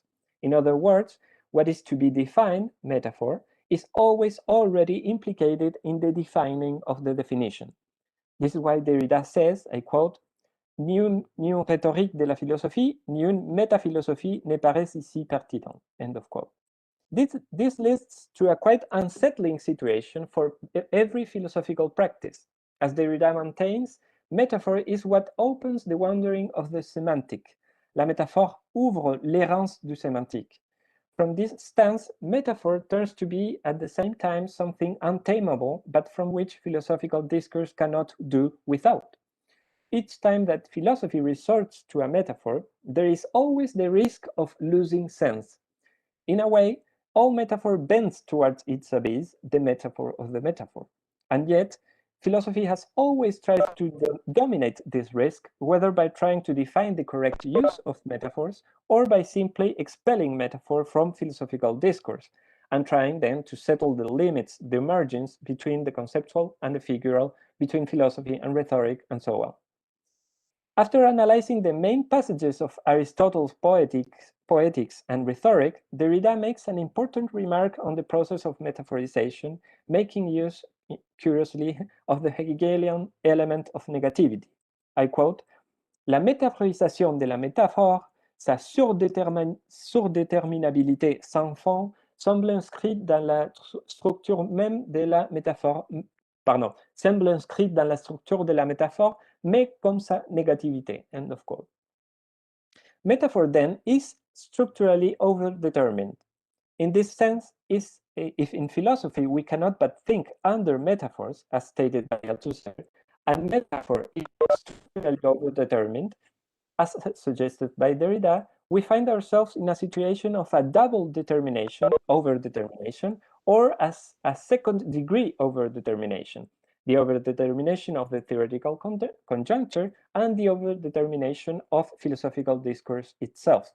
Let me conclude now, sorry. This is the last part of my talk. Let me conclude now with some further remarks on strategy and metaphorization, or rather, on what we might improperly call the strategy of metaphorization.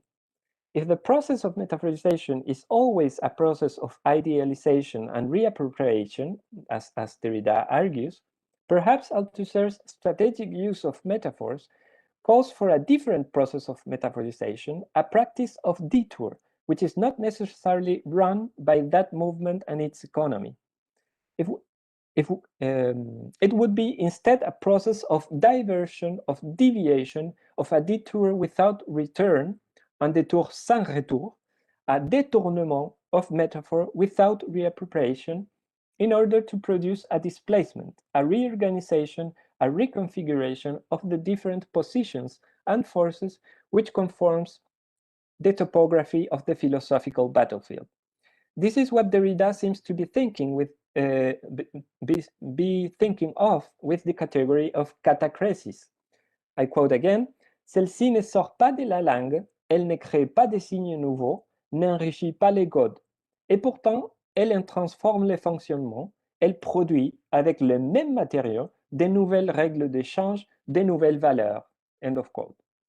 Literally, the catachresis would be the forced misuse of a metaphor, and in a way, the abuse of metaphor in order to not to illustrate or to recover a proper sense, to produce something new at the risk of losing sense or producing nonsense. Adopting Nietzsche's position of the continuity between metaphor and concept, it is a question of taking risks, of assuming the non-controllable dissemination of an always non-proper sense, of generalizing metaphors in order to produce new configurations, to produce an other articulation between concept and metaphor, which opens the way to different relations of anticipation or rectification between each other, to use Althusser's terms, or Balibar's rather. According to Sarah Kaufman's excellent study on Nietzsche and metaphor, which, by the way, was also first presented at Derrida's seminar on metaphor, I quote, Les philosophes nouveaux ne font pas de la métaphore un usage rhétorique, mais ils la subordonnent à la visée d'un langage juste ou à une finalité stratégique. Employer des métaphores non stéréotypées pour démasquer les métaphores constitutives de tout concept. End of quote. Nietzsche's maneuver, so to speak, releases the metaphorical detour from the movement of idealization and the economy of reappropriation, and by doing so, he opens the possibility of a non-idealizing metaphor, which is at the same time a non-humanist metaphor. And this is a whole other issue in this essay, like a humanism and an anti-humanism of metaphoricity. As the process of, and I'm finishing right now, as the process of class struggle or the process of history in general, the process of metaphorization is without warranties. This is without the assurance of a telos, not only because there might be always bad metaphors, but also because there might be always too much metaphors. The permanent threat of for the plus is as unavoidable as it is naive to think that one might be in control of the process of metaphorization in order to declare, for example, no more metaphors, plus de métaphores.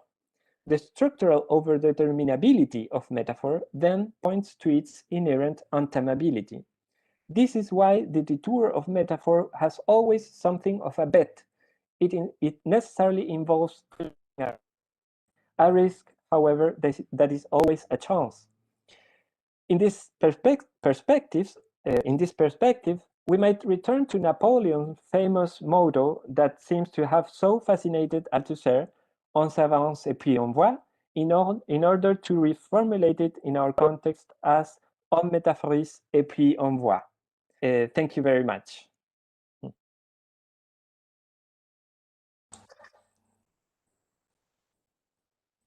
Thank you, Vicente. Thank you very much. I'm so sorry for all these problems. I would, as we were trying to solve the problem of Rodolphe, I would like to check if now his microphone works. Rodolphe, try to speak.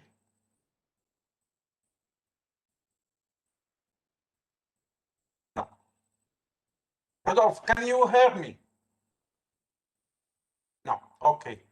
Okay, we will use the Teams after the pause. Poi Francesco provi a condividere il tuo desktop e Teams. Noi lo facciamo dopo la pausa quando tocca a lui. Adesso facciamo la discussione. Va bene. Okay, now we have 20 minutes for question to David and Vicente. Use the chat to.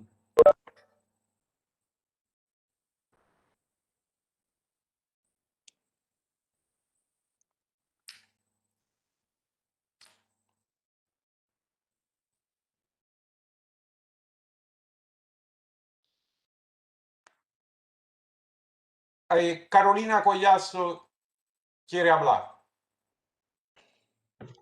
Hola para todos.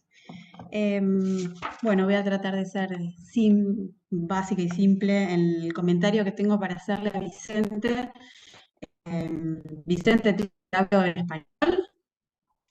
Sí, no hay problema. Okay. Bueno, en principio me gustó muchísimo tu intervención. Mientras ibas hablando se me iban ocurriendo un montón de cosas que, bueno, por ahí después las desarrollo cuando tengamos algún contacto, pero quisiera hacer algún comentario. Me pareció interesante el trabajo que haces sobre la figura de la metáfora y sobre todo cuando trabajás esa distinción entre estrategia, táctica e intervención. Yo pensaba, digo, creo que no me equivoco cuando digo que Derrida jamás menciona desertó, pero básicamente la diferencia entre táctica y estrategia me parece que es bastante atinada, ¿no? En los términos de poder hacer un paralelismo con una posición materialista dentro del campo de la filosofía, en los términos de una táctica más que de una estrategia. Esto lo digo porque me quedé pensando ayer en la respuesta que te había dado sobre si quedaba un resabio del logocentrismo en Althusser, y pensaba a propósito de tu intervención que en la medida en que podemos pensar las metáforas en este sentido, y una metáfora en definitiva es siempre la representación de alguna otra cosa.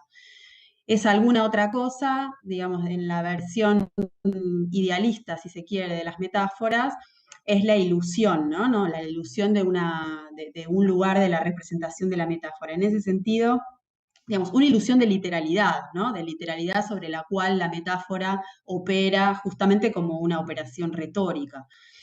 Entonces, en ese sentido, se me ocurría pensar que quizás pensar el término logocentrismo para pensar alguna estrategia althuseriana. En ese sentido, podría ser tranquila, o sea, te podría responder lo contrario y decir que sí, si por logocentrismo entendemos entonces una metáfora sin la ilusión de la literalidad, ¿no? Es decir, y en ese sentido una táctica como aquel que toma, digamos, en un sentido muy parecido a la táctica en realidad, ¿no? Aquel que toma lo que tiene a mano para producir en el momento sin una finalidad, como tiene, por ejemplo, la estrategia en su concepción más militarista.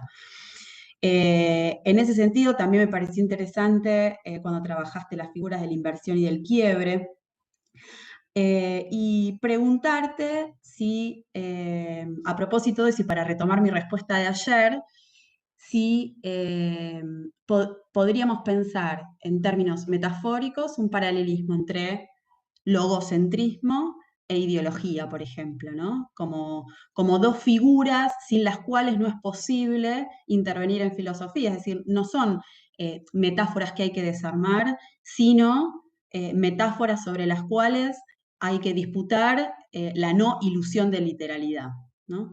Y un comentario más, te hago esa pregunta y hago un comentario final para no sacar más tiempo al resto.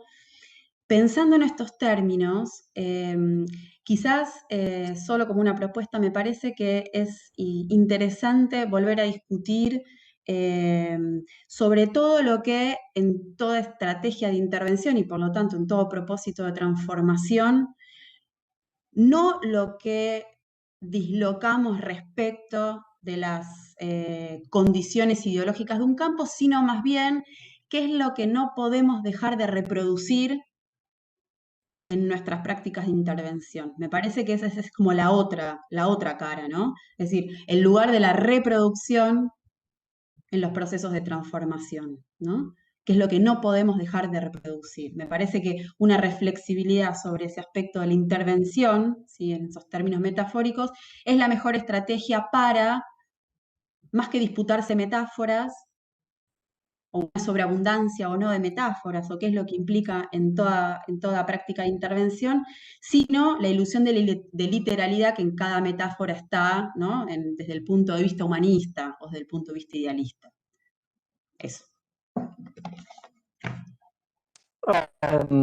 Francesco, je ne sais pas si j'attends la question de Thomas, parce que je vois qu'il voulait poser une question, ou je réponds là maintenant, tout de suite.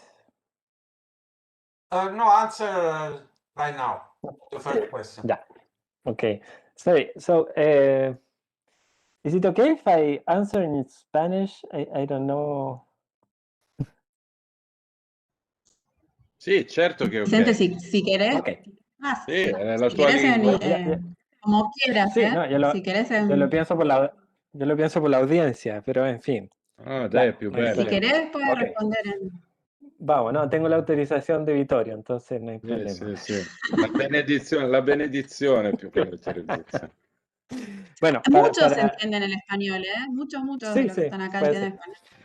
Entonces, sobre lo primero, bueno, son temas bastante gruesos y es difícil que pueda dar una respuesta si es que es posible como responder y cerrar la discusión en este contexto. Pero sobre lo primero, yo tendería, o sea, creo que sí se puede establecer la analogía entre logocentrismo e ideología en el sentido de que, en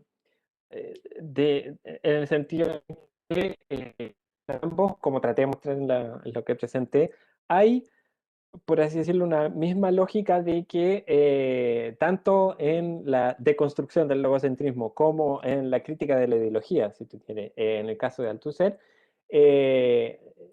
no es admisible una posición de absoluta exterioridad, porque en el fondo ese ya o sea, es el primer paso de la ideología y del logocentrismo, suponer una absoluta exterioridad o una absoluta neutralidad, el espacio de lo no ideológico o el espacio de lo puramente escritural. Y esto, yo siempre recuerdo un artículo de Alain Badiou, que muy temprano, el 67, comentando la gramatología y la escritura de la diferencia, retoma, en su artículo sobre Althusser, le recommencement du matérialisme dialectique ou historique, j'ai oublié les mots, bon lapsus, justamente hace referencia a Derrida, así en el pasaje, al texto sobre Artaud, para decir justamente que la diferencia, para ser diferencia, tiene que ser una diferencia impura. Y esa es como es una lección materialista básica, que yo creo que con eso se responde en el fondo esta analogía, aun cuando, como Tomás quizás tiene más cosas que decir al respecto, porque es un seminario que todavía no ha sido publicado, aun cuando Derrida en ese sentido, como varios otros autores, quizás también como Foucault o como Deleuze, se desconfiaban siempre de la palabra ideología, porque por ser un filosofema demasiado cargado y demasiado, con demasiada sedimentación teórica, etc. ¿no? Entonces, sí, la analogía es posible en ese sentido, en que no hay una forma absoluta ni en el caso del logocentrismo ni en el caso de la ideología. En el caso, respecto de la trampa, o sea, yo lo noté así un poco como el riesgo de la reproducción en todo movimiento de intervención o toda operación de intervención, absolutamente, yo creo que lo único que, o sea, estoy de acuerdo, pero por lo mismo, no solo en el contexto de mi ponencia que era sobre la práctica del detour o la práctica del desvío y de la metaforización, implica un riesgo, taking risks or taking chances. En inglés creo que de hecho son sinónimos las dos fórmulas, por lo demás. Creo que, bueno, justamente en eso consiste lo interesante y lo difícil de toda práctica política, se defina más o menos materialista, más o menos comunista. Yo creo que lo más sensato es saber que nunca es una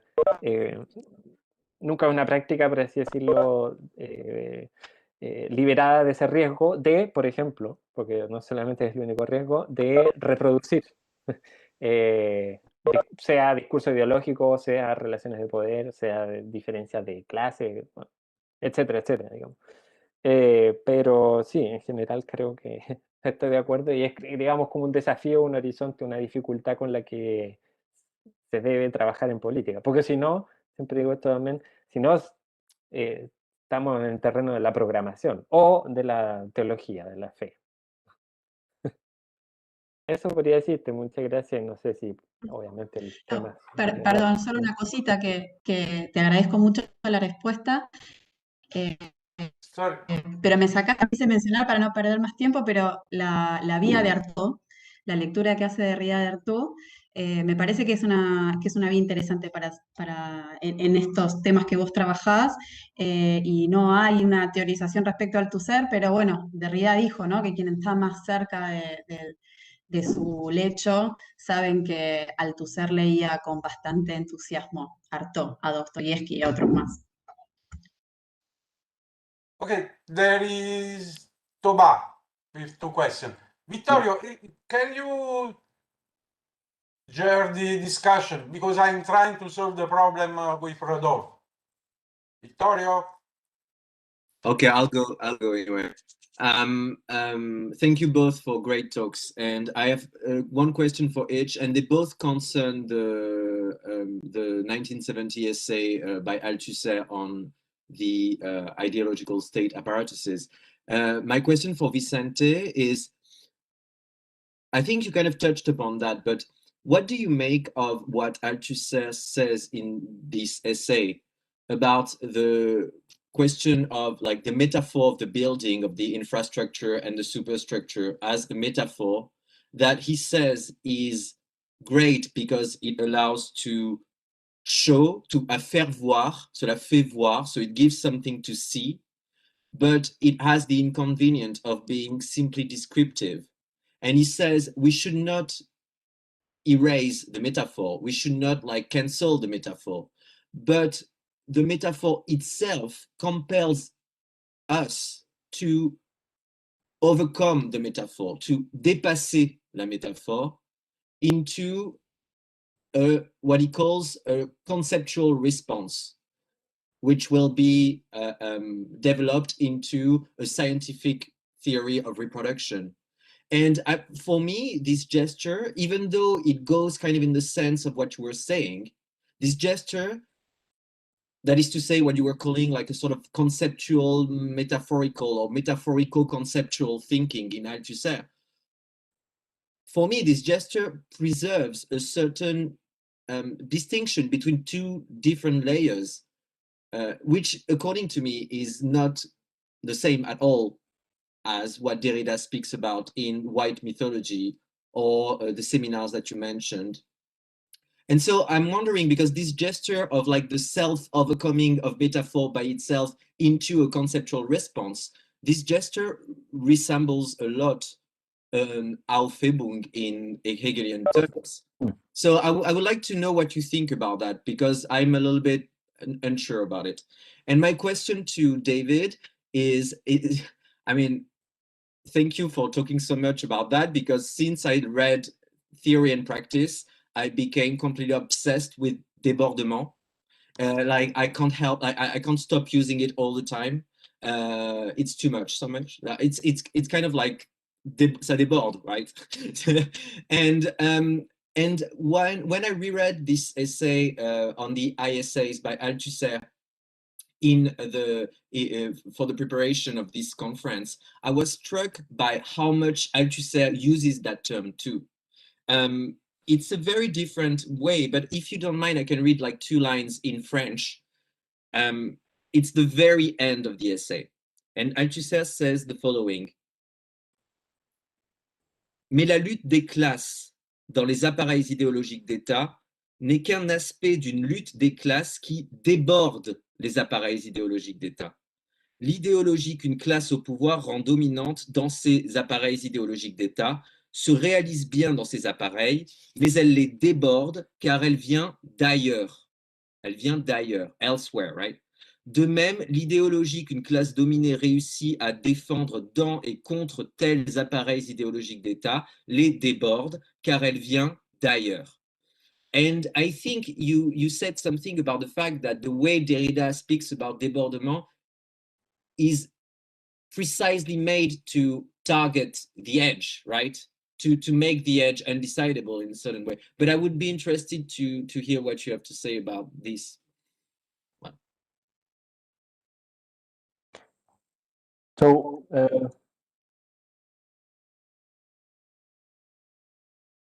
should I answer first, or Yes, you yes. want? Okay. Okay. Thank you, Thomas, for your question. Actually, the first time that I found the expression in Balibar's essay, the object of Althusser, l'objet d'Althusser, I was my first impression was, okay, this is the same movement of science imposing his realm over ideology and the classic scheme of the epistemological break, etc. But in fact, saying that the metaphor is the anticipation of the concept not only gives metaphor like maybe more important, like more relevance or more protagonism over concept, but also it means that it always, the process of theorization of the philosophic or the philosophical practice always requires both of them. And I just said yes. Okay, so I think even if he may find passages, as it happens also with the thesis of the epistemological break, mainly, of course, in the middle 60s, in the middle of his ultra theoretical period, that we may say, okay, Althusser is like an orthodox willing to impose Soviet over everything, etc., etc. Of course, if we read elements of self-criticism and the way he says the epistemological break is actually a metaphor, and in fact, it ends up being a continual break, like the practice of the break. In fact, this is the way I end up understanding this idea. It is a permanent break with philosophy itself, inside of itself, is its proper discourse, etc., And of course, there's the idea of having effects over science and politics. But I think following these traces in Balibar and these passages more or less isolated in Althusser himself, we might quite dismiss the possibility of reading something of the kind of an Aufwebung of the metaphor, because you never end up in the concept. Concepts are only there just to be again and again to turn on, to be new metaphors for further concepts to come. You know, that's the way I would like to interpret all the discourse of Althusser. But maybe it's that is more Derridian, that it is the reality of Althusserian text. Well, thank you very much. Thank you. Yeah, thanks also, Thomas, for that question. You know, I wouldn't want to hazard a reading of Débordement in that essay by Althusser. I'm not having looked at it again closely for a long time, but I'm fascinated by the fact that you brought it up. It seems to me that that the question, I mean, instinctively, I would say, intuitively, I would think that the question is different for him, that, you know, the relation between the repressive state apparatus and the ideological state apparatus is a distinction that doesn't function according to the débordement that Derrida is working with. And when it comes to the question of class struggle, I guess the same importance of distinctions remain for Althusser. But you know, I'm as I say, I'm not close to that that text, and it's interesting that you've pointed it out. I'll go back and look again. But in terms of Derrida and what he has to say in Théorie et Pratique, you're right that the use of everything to do with the bord does, but it's not just in that text. You know, there's a whole period. This is when a couple of years after he has been writing. Well, no, it's probably at the time that he's writing also some of the work that becomes La Vérité en peinture, where the question of the bord is very explicit, of course. I'm trying to think what is the date of the essay Survivre, which of course has the Journal de bord. Like 76. Is it 76? Yeah. So these are contemporaneous.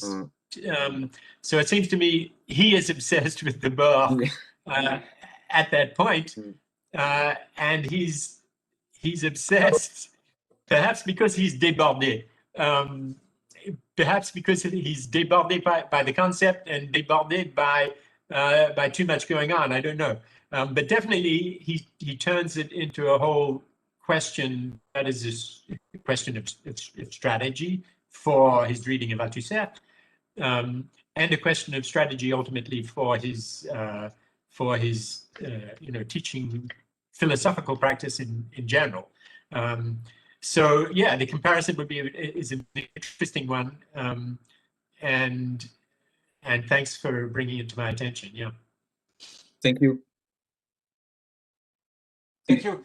There is David Maruzzella. E anche Phil Baum. Phil Baum ha già fatto il... No. Yes, Alejandro Philbaum has posted a question. Yes, but he is unable to speak. Ok. Si può la leggi? Tu riesci a leggerla? Yeah, yes. Okay. We can read he put it in written. I would like to ask Vicente about Althusser and the Derrida's reading about the relation between psychoanalysis and metaphoricity, because I think that there is a difference between Althusser's use of metaphor in Lacan as a possible way of condensation and Derrida's reading of Freud's metaphors that are closer to a strategy of dissemination that marks some difficulty to a Leninist strategy. Okay. So thank you very much for that question. Actually, it's very, very interesting for what I'm trying to develop. I'm not sure. Alejandro is posing a lot of hypotheses there, because I'm not sure that if there is a conception of metaphor in Althusser, I'm not sure if it's quite or explicitly or implicitly Lacanian, or in a Lacanian sense. But of course, I can see the difference, and I would say yes. In this sense, the use of metaphor in Althusser would be more like of the, in a way, a practice of,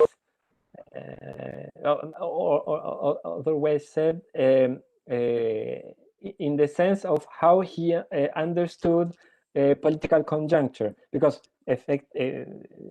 in fact, condensation is one of the ways that he has described les points de fusion, the moment of condensation of different determinations or variables of historical political conjuncture. So yeah, I think he would agree with the idea that, because this is literally, almost literally in his text, that we must construct or produce more adjusted metaphors, better metaphors. This is more adjusted or just according to the theoretical and political conjuncture. So actually, yeah, it could be like in the sense of making the most condensed metaphors in a way, or describing in the better way possible the political conjuncture of the moment. But also, I mean, there's also simultaneously, I don't think it's easier to decide. Maybe it's undecidable, that there's also this other side of metaphoricity as dissemination, because it's part of the process of creating metaphors, as Derrida systematically shows, that if you work with metaphors, you work with its dissemination. So I would think that Althusser would like to follow a practice of metaphoricity in a more Lacanian way, but not ignoring or not being indifferent from the effects of dissemination, in the sense that Derrida attributes to the metaphors in Freud. So that's what can I do? It's very interesting. So thank you very much for your question.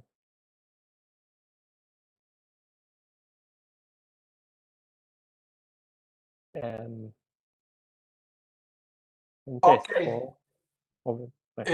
There is also David Marozzella. Okay. Thank you both, Vicente and David, for your presentations. My question for Vicente has to do with, and it kind of follows up on what Thomas was saying in a way.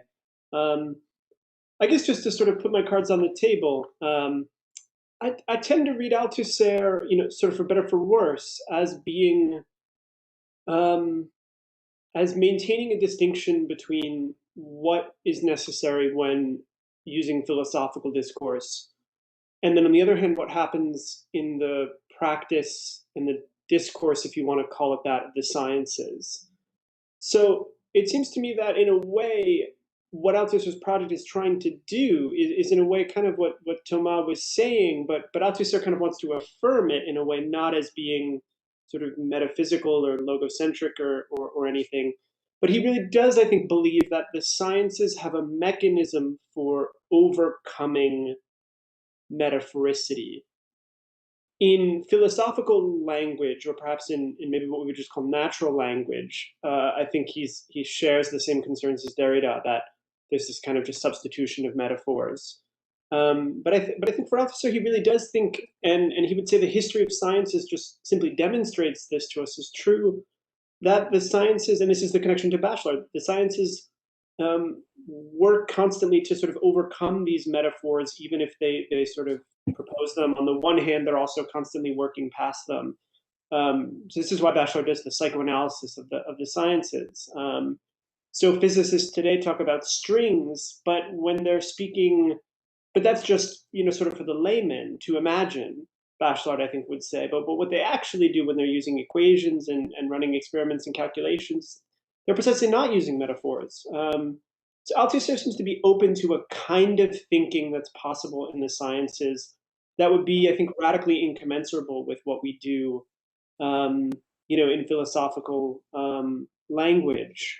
So I don't know. I just kind of curious your thoughts on that. And I think it sort of touches on what like Lecour and Bachelard are talking about, that they really do think that metaphors and images are obstacles, and that they, I think, eventually do get sort of overcome, even if they're replaced by other ones. But science kind of has this way of working that's not reducible to the images and sort of metaphors of natural language.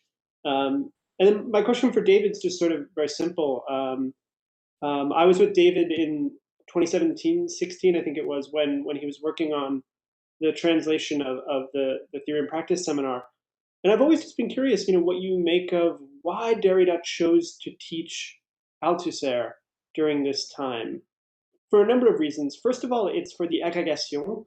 And it strikes me, having lived in France for a few years and been at the ONS, that it would be very odd to teach an agrégation course and teach a contemporary philosopher like Althusser. Very, very strange choice. Quite frankly, even Heidegger, I think, is a bit of a strange choice as well. I mean, it's still relatively contemporary. To give you an example, in I think 2014 or 15, Marx was on the Agrégation de Philosophie for the first time ever. And that was kind of a big deal in that year. So it's very interesting to me that of all the things that Derrida could have spoken about in Theory and Practice for the Agrégation, he goes with Althusser. And the other side of that is that it's interesting to imagine that these are relatively young students. So if you're doing the Agrégation, you're maybe 22 or 23. And so though May 68 was only about a decade earlier, for someone who's 22 or 23, that was actually a long time ago. And I would imagine that, if you're 10 years old in France, you don't remember what Althusser was doing in 1965 or this kind of thing. So I'm just curious to hear your thoughts about the students, how that would have maybe been taken up by students who maybe were somewhat ignorant of May 68 and of Althusser's early career, and also just how strange it is to teach a living contemporary thinker like Althusser for the agrégation. So,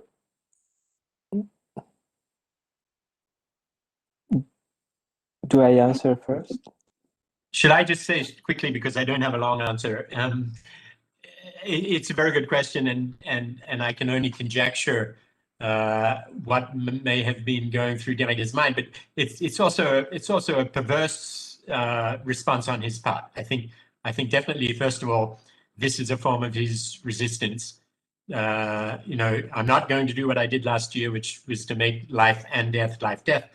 But nevertheless, I'm not going to treat this the way you might expect me to, from a Kantian perspective or whatever. And he makes a few gestures in those traditional directions. But yes, absolutely, as we say, deciding to spend 2 to 3 sessions on Althusser, and then deciding that he's going to spend the remaining sessions from about halfway through on Heidegger and the question concerning technology. I just think it was a type of contrariness or perversity on his part. But that's conjecture. I would say, I guess, just a final thing, that it may have been his way of paying a debt of friendship to Althusser, given the fact that he wasn't engaged in the same questions those years before, from 1968 through to 1972, and when he stated that position in the famous Position interview, that he was saying, yes, I'd like to come back to Marx, and so he found this context within which he could do that. But obviously, he doesn't say that explicitly either. There's no mention of anything. And as for how the students would have received it, your guess is as good as mine. You're right. These are students who would have only been 14, 15, my age in 1968. So for them, perhaps it wasn't a question, it wasn't an issue, and it certainly wasn't the heated topic that it had been. But yeah, it's a very interesting question. Yeah. I'd be very curious to know the results of the Agregation that year. If I would have had to have taken that course in preparation, I think I would have certainly been nervous. No offense to Derrida. I agree. So, a short comment on David's question. I'm not that familiar with Bachelard work, so I know like the generics, la formation de l'esprit scientifique, etc. But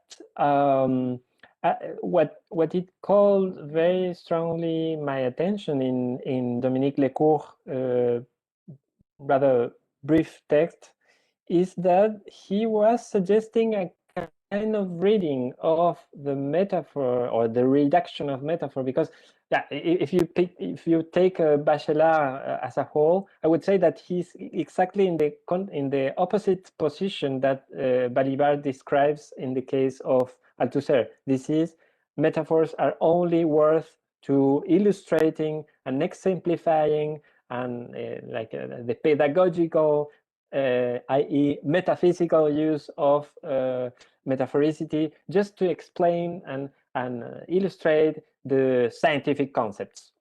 So what I was interested by the text of Lecours was that he was trying to suggest that there is possibly a theory of the scientific use of images in Bachelard work. This is a sort of dialogue or complementarity between images or metaphors and scientific concepts. So this is not to say that Balibar was already thinking in this text by Lecours, but I mean it shares a common logic, and of course I would think that this is a much more fruitful or interesting way of reading Bachelard own work, as also it is in the case of Althusser's use of metaphor. So, but again, it is a whole field of research, metaphoricity in Bachelard. Thank you very much. Vittorio, there's a question. Vittorio. Ah, la Lombardia. Ragazzi, is the moment of the stop. We will see in 20 minutes. Yes, unfortunately, Rodolphe is abandoning, and I don't know. I'm trying to solve his problem for give him the possibility to speak tomorrow. Then in 10 minutes in 20 minutes we stay here, and maybe after Fortunato I will give my paper to give a place to Rodolfo for tomorrow. I'm Okay. just chatting with him on the email. Thank you very much. I'm so sorry. Thank you, David, for your availability. But you told theory is beautiful, but practice is terrible. Thank you. Francesco, when do we Or if you are to practice with someone from Milan. Francesco, when do we start again? 20 minutes. So okay, fine. Thank you. Okay. Thank you. Cerco di essere all'altezza della reputazione della Lombardia di questi tempi. Maldido.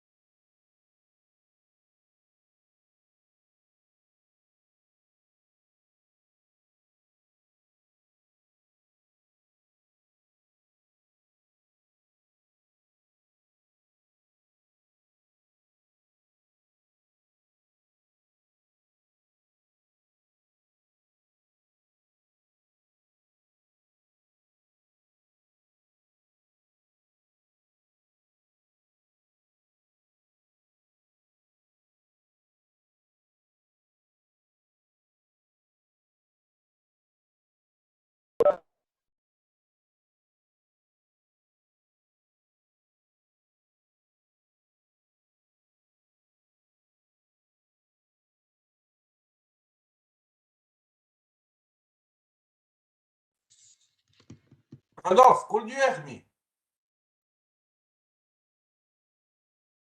No. Niente, non ci sente Francesco, non riesce a sentirci, non riesce a interfacciare Il computer. non riesce a interfacciare il computer col programma. Ma ieri però qualcosa cioè, c'è stato, perché ieri se funzionava, l'ho sentito anche io che parlava, quindi... Il problema è che non legge la chat, non so come spiegarglielo. Io pure l'ho fatto chiamare da un amico che sta là a Buffalo per farlo collegare su Teams. Però su Teams si è collegato prima. Ma mo mi aveva detto che, no, che voleva abbandonare. Vogliamo riaprire la riunione, non lo so. Quindi tu. Io comunque lo possiamo, ma se vuole parlare lo trasmetto io, cioè si collega lì e lo faccio io il ponte. Fammi vedere che se mi ha scritto qualcosa via me, non sto capendo niente. No. Adesso è qui, non sente lui? No. Ah, non sente nemmeno l'audio? Rodolfo, Rodolfo. Yes. Ah. Ecco che lo sentiamo. Rodolfo, you can speak. Great. The specter of Rodolfo. Unbelievable. This is on a different computer. Rodolfo, yes. What?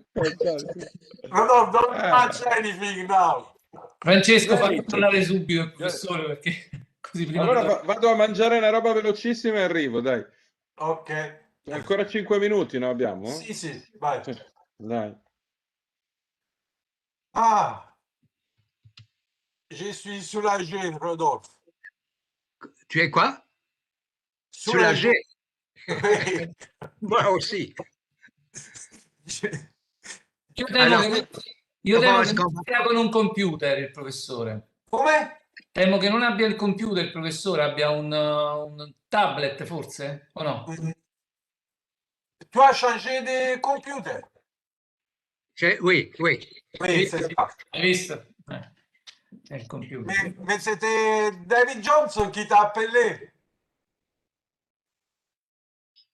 J'avais écrit à David pour te dire de te connecter sur Teams. Ouais. Oui, ça.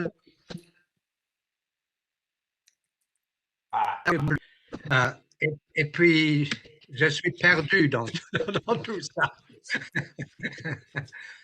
Mais il y a des problèmes de connexion, néanmoins. Oui, évidemment, oui. Peut-être qu'on commence dans 5 minutes. Donc, tu veux que je parle? Oui, absolument. Maintenant? OK. Bon, je vais alors... Donc, dans 5 minutes? Oui. Oui, parfait. Je vais installer l'ordinateur autrement, OK? Pour pouvoir... Je vais installer ce nouvel ordinateur dans un autre endroit pour pouvoir faire la conférence. Parfait. Donc, en 5 minutes,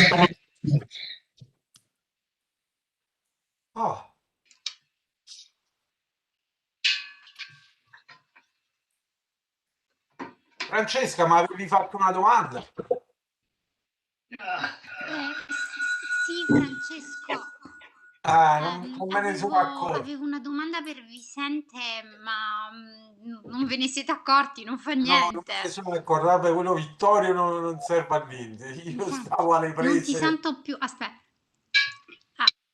Non ti ho sentito, Francesco, perché avevo un problema con l'audio. Mi hai risposto? Sì, no, ti dicevo, non ho visto perché stavo cercando di risolvere il problema con Rodolfo. Ma non fa niente, o la faccio più tardi oppure in un'altra occasione. Va bene, sì, anche perché adesso se facciamo tutte e due le relazioni diventa lunga, sì. Sì, non ti preoccupare, tanto ci saranno altre occasioni, grazie. Grazie a voi per la pazienza. No, troviamo la cosa molto divertente tutto questo diciamo, questi modi comunque di comunicare nonostante le difficoltà. Arrangiamo, che dobbiamo fare? Sì. Il Oh, mamma. No, ma voi due siete con due dispositivi diversi. Sì, sì, perciò abbiamo un problema perché se mettiamo l'audio in tutti e due i computer, Certo, c'è c'è l'eco. Quindi una volta ce l'ho acceso io, una volta Giovanni, però siamo vicini. Infatti mi potete vedere di qua o di qua.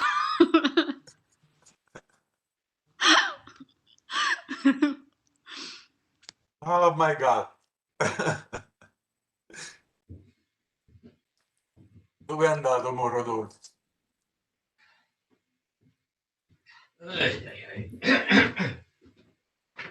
Silvano Facioni, ma perché non ti fai vedere?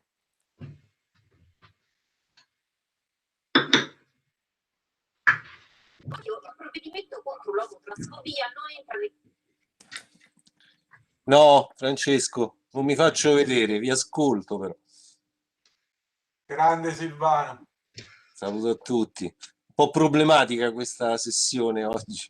Va bene, dai. Un tantinello. Va bene. Ci abbiamo ancora tempo. Rodolphe, on va essayer, tu peux parler pour voir si ça marche encore. Ok. Ok, parfait, magnifique.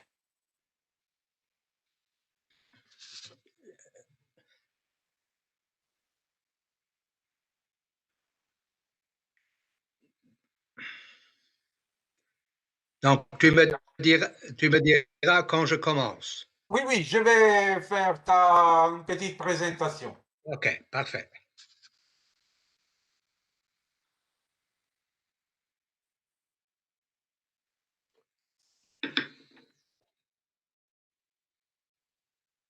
Perfect. Good evening to everyone. Sorry for some problem we had. Finally, we have the opportunity to hear Rodolphe Gachet, that was our first speaker. Rodolphe Gachet is SUNY Distinguished Professor and the Eugenio Donato Professor of Comparative Literature at the State University of New York at Buffalo. He is the author of many books and essays, among which I like to recall some milestones in Derrida studies, like The Taint of the Mirror, 1986, The Inventions of Difference, 1994, and the most recent reconstruction, Its Force, Its Violence, 2016. The title of his paper is Le dérapage de la philosophie. Please, Rodolphe. Thank you very much. Thanks. I'm glad to be able to join you finally. Belated, but as we know from Althusser, philosophy comes in always belated. My contribution to the symposium is apart from an introduction to a lengthy essay on Althusser. Given the time limits, I may not even be able to get through that part in question because for time reasons, but let's just see. My remarks concern an itinerary in Althusser's work, from his early essays in which the essential question concerned the definition of a distinct Marxist philosophy, to Marx, a text posthumously published in Écrits philosophiques et politiques under the label Texte de crise. This itinerary is regularly punctuated by the question, what is philosophy? Certain of his works open like an hors d'oeuvre of sorts, with a chapter entitled What is Philosophy? And we are subsequently supposed to conclude again like a dessert, presumably, with chapters devoted to philosophy. On the reproduction of capitalism, to name one, is a case in point. Indeed, the question regarding the nature of philosophy, which accompanies or presides over every step taken on this itinerary, is central to the elaborations of many of Althusser's writings. But the question is neither one question among others, nor one intent on finding a determinate answer, since that would presuppose that philosophy has already been accomplished in a definite form. Rather, it is a question that has the potential of actualizing what it inquires into. In this sense, it is one to which philosophy itself invites, a philosophical question. Furthermore, since the question presupposes language, what is philosophy is an invitation by philosophy to bring itself into being by discursively responding to it, thus actualizing it as a discursive form. In short, it is a question by philosophy prior to any of the forms in which it has arisen throughout history, a question by which it calls itself into discursive existence. By letting itself be questioned, it opens up the very possibility of a discourse of self-questioning. However, to my knowledge, Althusser does not reflect explicitly on the nature of this question and to what extent questioning is the fundamental gesture of philosophy itself. Neither does he broach its specifically Greek nature, nor the fact that it is the philosophical question par excellence, what is. Nonetheless, he clearly demonstrates an awareness of the singularity of the question when he changes its form at the beginning of the third lecture of Philosophy and the Spontaneous Philosophy of the Scientists to "What about philosophy? Qu'en est-il de la philosophie?" so as to satisfy, as he says, certain philosophers who are irritated beyond measure by the question, what is? This is, I think, a reference to Derrida. But when on the reproduction of capitalism, the need for what he calls the very long detour through the Marxist science of history and the concept of production is justified by the need to be able to respond to the question, what is philosophy?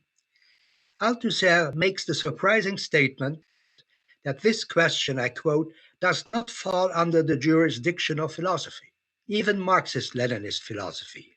If it did, this would mean that it is philosophy's task to define philosophy, end quote. Indeed, if qua question, the question, what is philosophy, were already intrinsically philosophical, it would inevitably be a request by philosophy itself to philosophically reflect on itself.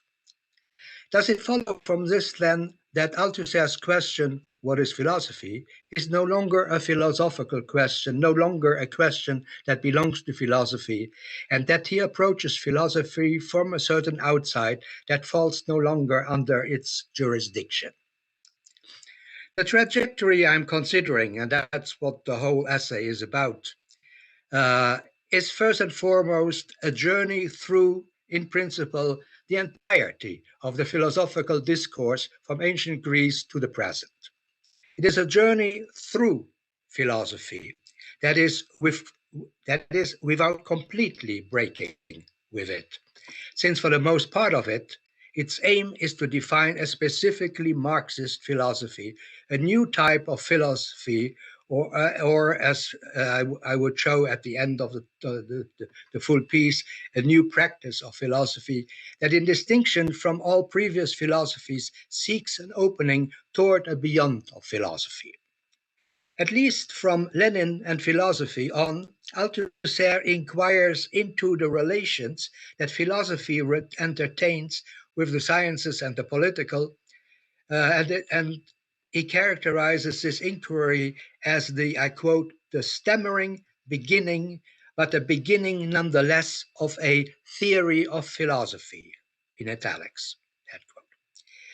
Notwithstanding the fact that Western philosophy has from the beginning understood itself as theory, not to mention as science, such a theory of philosophy is thus not to be a philosophical discipline, but an inquiry in what philosophy is from a position exterior to it. In the same essay, this theory of philosophy is said to consist of a, quote, displacement of the question into a problem, déplacer la question en un problème, end quote, by which Marxist philosophy can free itself from the dominant mode of philosophizing which blinds it from insight into its real practice. I take this to mean that a theory of philosophy which qua theory inquires into the history of theoretical formations in order to define their specific unity, defined as they are problematic, leaves in principle the question what is philosophy behind and replaces the inquiry into its essence with one into its status as a problem, which itself designates philosophy's specific unity as a theoretical formation. And yet, in spite of the displacement hinted at in order to approach philosophy from a certain outside, Althusser does not relinquish the philosophical question, what is philosophy, but relentlessly returns to it, demonstrating by the same token that the breakthrough sought is in a way still philosophical in nature. I skip here a part on the idea of an end of philosophy, by which, as a philosopher and a militant in the PC, Althusser was tempted in the late 50s and early 60s,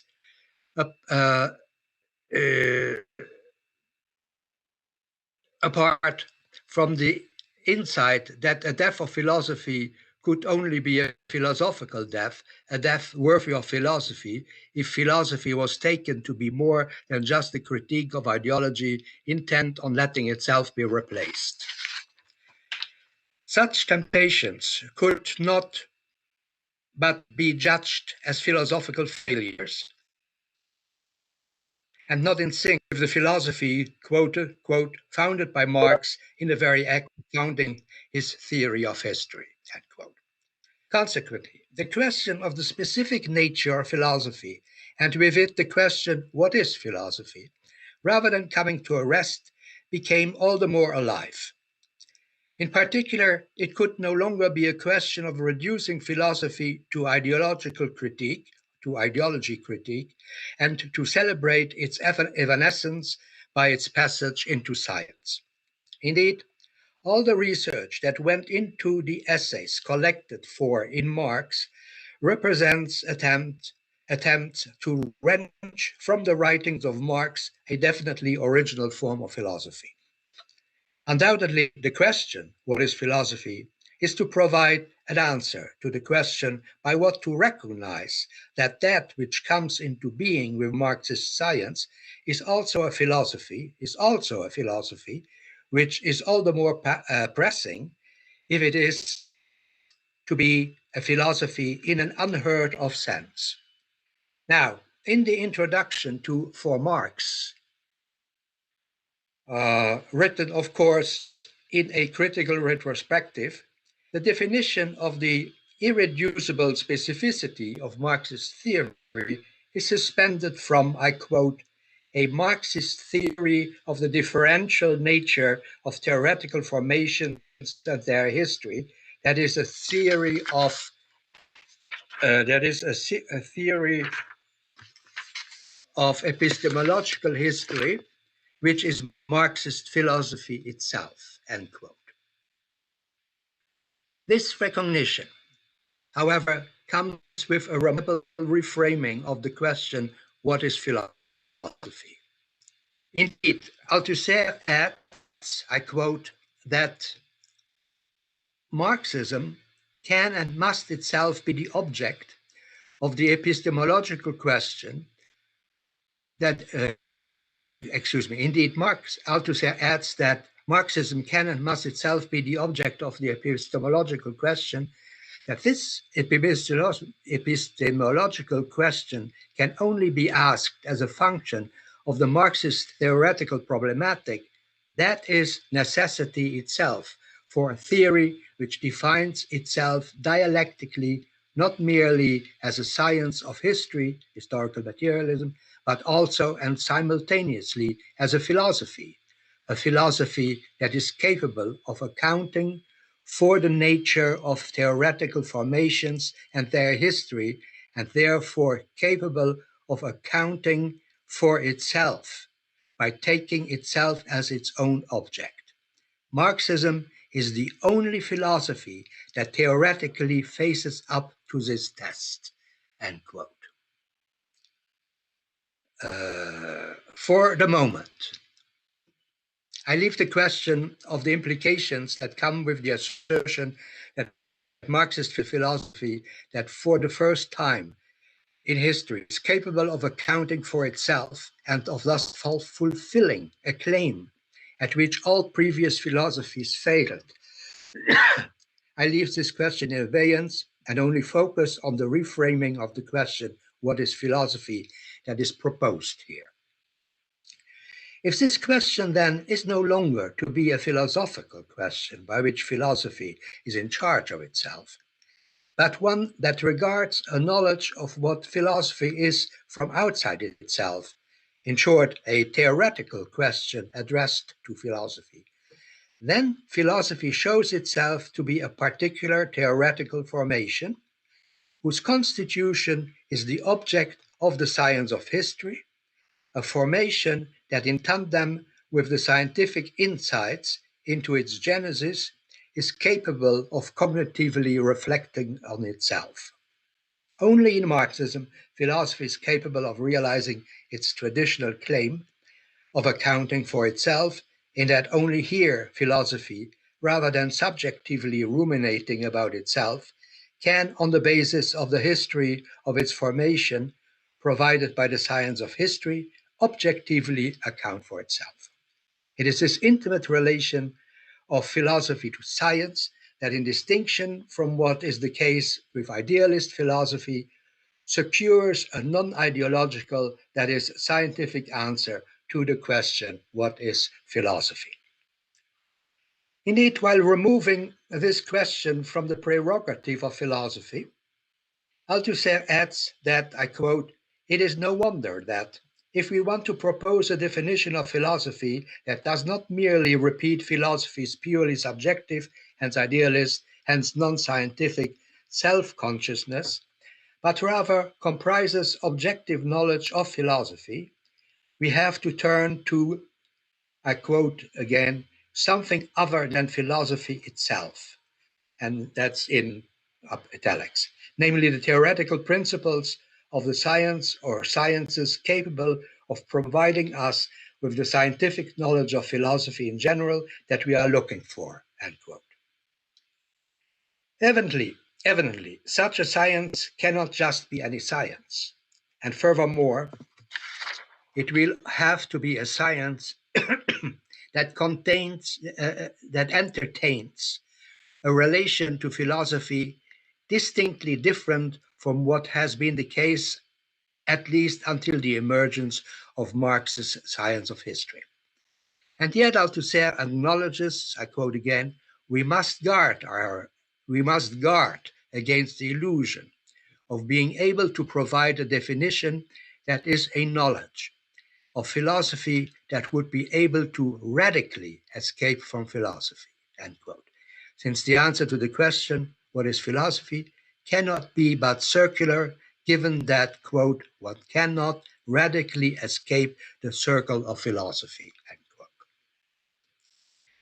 In Marx in his limits, Althusser returns to Marx's own itinerary, which had already preoccupied him in for Marx in particular, emphasizing one more time the cathartic experience when in Brussels in 1845, he and Engels became aware that in order to understand the mechanisms of the capitalist mode of production, a radical break or rupture with their previous philosophical approaches was required, a break radical to the point that it implied what he calls a change of elements in which to think, not unlike the change to which Themistocles exhorted the Athenians to fight the Persians not on land but at sea. Given that philosophy sustains all theory and all problematics, the precise object of their research, the capitalist mode of production, demanded that they abandon all philosophical idealist conceptions which had blinded them from realizing that this mode of production has to be understood as a class struggle, and that they revolutionize in a critical turnabout philosophy by establishing it on new foundations. Althusser writes, I quote, Marx made no mistake. One had to start with philosophy, demand that it give an account of itself, and dismiss its imposture, not in order to abolish it, but in order to put it on new philosophical foundations. End quote. To make a start in Marxism seems to require beginning with a dismantling of the theoretical principles of philosophy in general, liquidating it not only in its Hegelianized or Feuerbachian shape, but in its traditional idealist form, because without such a critique, it is impossible to understand the capitalist world of exploitation and oppression. But Marx was right in perhaps still another way, namely that one had to begin with philosophy in order to question its very pretension to being the beginning of all discursive beginnings. Yet, to begin with this task would have required a return to the beginning of philosophy and an inquiry into what went wrong at its outset. But Marx did not take this road, which as Althusser recognizes in Marx and its limits, is especially evident in Capital, in which Marx's mature philosophy is supposedly to be at work in latent fashion. Marx had problems with beginning to begin with, in that he did not question the philosophical conception of beginning. Indeed, in distinction from his earlier endorsement of Marx's claim that rather than with the concrete, one must start with the abstract, Althusser argues in his late text that when Marx begins Capital with the question of the simplest, namely the abstraction of value, this work of a scientific character is hampered by an idealist thesis which proves problematic in that the theoretical field associated with this abstract notion is an obstacle to understanding, among other things, the specific nature of capitalist exploitation. Althusser avers that in Capital, I quote, Marx believed that he was duty-bound to broach in a discipline of scientific nature the purely philosophical problem of the beginning of a philosophical work, end quote. And he did so, as he continues, as a good semi-Hegelian, that is to say, a Hegelian inverted into the materialist he was, end quote. Even so, Marx wrestled, I quote again, endlessly with philosophy, with the task of giving shape and substance to the new philosophy that informed his thinking from the moment he clearly saw that he had to break with the old one, end quote. By beginning, so Marx, even so he wrestled in this way with philosophy, by beginning the scientific exposition of the new science about the history of social formations, with the purely philosophical problem of the beginning of a philosophical work, he reveals a fundamental indebtedness to idealist philosophy insofar as beginning in this manner is testimony to philosophy's classical subordination and exploitation of the sciences.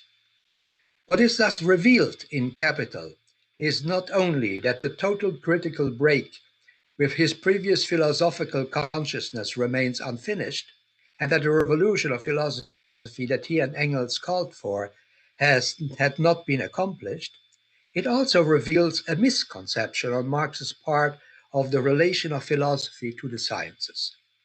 For having set off on an analysis of the capitalist mode of production that compelled him to begin with the beginning prescribed by idealist philosophy, namely the simplest abstractions, Marx, Althusser avers, I quote, goes very wide of the mark. And he does so because he has been wide of the mark from the first.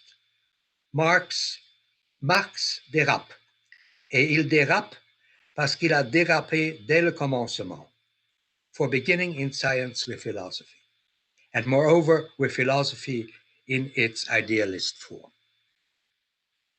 Marx, when beginning, went off the mark because he did not reach back to the beginning of philosophy, which owes its birth to a science preceding it, but began with the philosophical conception of a philosophy as itself the beginning, that is, the beginning as conceptualized by philosophy itself. But Althusser recognizes here that even in Capital, the novel philosophy that Marx's new science presumably carried within itself, specifically Marxist philosophy in the shape of which philosophy would have been radically reinvented, did not receive a satisfactory answer. Does this not leave then the question, what is philosophy, even more unanswered as a question in deferral, endlessly to be wrestled with without the prospect of a final and unambiguous answer?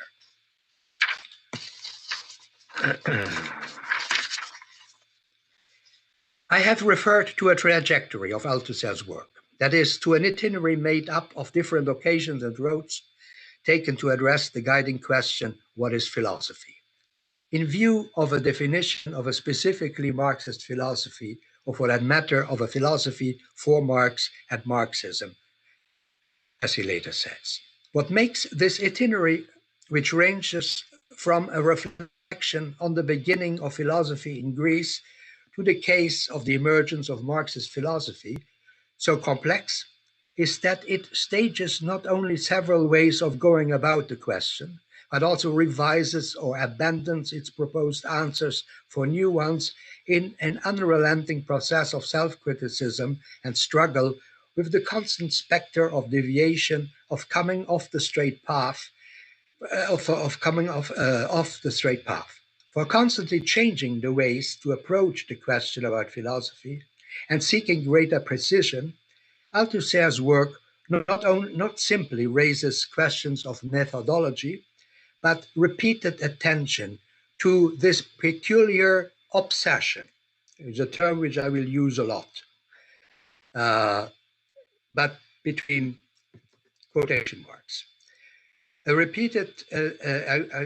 want to draw your attention to this peculiar obsession, as it were, with the issue itself that continues to slip away, skidding sideways, or seemingly recalcitrant to all methodological mastery. Certainly, one cannot but interpret the perseverance with which the question, what is philosophy, is being asked as testimony to a profound passion with philosophy. Yet in addition, I believe that what we witness through Althusser's work also follows a different logic. I spoke of Althusser's singular obsession with philosophy, which in itself is already remarkable in a certain way, for a Marxist philosopher. I forego compiling empirical evidence of this obsession by way of examples. My purpose is not descriptive, but I wish to understand theoretically why Althusser's concern with Marxist philosophy, with Marxist thought, compels him with a certain necessity to endlessly re-raise the question of what philosophy is. I will venture several answers to this question, all of which are unified, however, by a deep commitment on Althusser's part to the philosophical. If no answer proves satisfactory, is it not because it is seen as philosophically lacking? Therefore, before I even begin to look into the different stages of his interrogation, I wonder whether, notwithstanding his characterization of philosophy as an, in essence, idealist, I wonder whether the obsession in question is not also motivated by a philosophical resistance on the part of Althusser against a certain Marxism's hasty dismissal of traditional philosophical problems, in his own words, as myths, which he himself calls myths, phantasms, and senseless questions. More often than not, he shares this judgment, but at the same time, what he calls the unconscious of philosophy, of which he speaks at one time also disapprovingly, since it is said to be made up by, quote, a certain number of primary philosophical phantasms, end quote, may itself be in revolt, this unconscious may itself be in revolt against such a dismissive judgment of the philosophical. In other words, I wonder whether, in spite of his condemnation of philosophy in a traditional sense, the recognition that its idealist form notwithstanding, philosophy poses questions that Marxism cannot ignore if it is to be a philosophy, or if it is to be a practice within philosophy. Is philosophy not identified with certain rigorous exigencies of thought and as a discipline of demarcation of distinct levels of thought? And is it not a deep commitment to these exigencies, as well as to certain questions that are incontournables, impossible to bypass, that explains Althusser's compulsion or obsession with philosophy? What is philosophy? Is precisely one of these questions which Althusser continues to raise, while at the same time also trying to liberate philosophical thought from its idealistic underpinnings. To provide support for my assumption, I point out that he also recognizes with Marx that, I quote, far from being an essence opposed to the material world, the faculty of a pure transcendental subject or absolute consciousness, i.e., the myth that idealism produces as a myth in which to recognize and establish itself, thought is a peculiar real system, I'm quoting here, established on and articulated to the real world of a given historical society, which maintains determinate relations with nature, a specific system defined by the conditions of its existence and practice, i.e., by a peculiar structure, end quote. Yet notwithstanding thought's relation to the real world, it is also qua thought held to be distinct from it.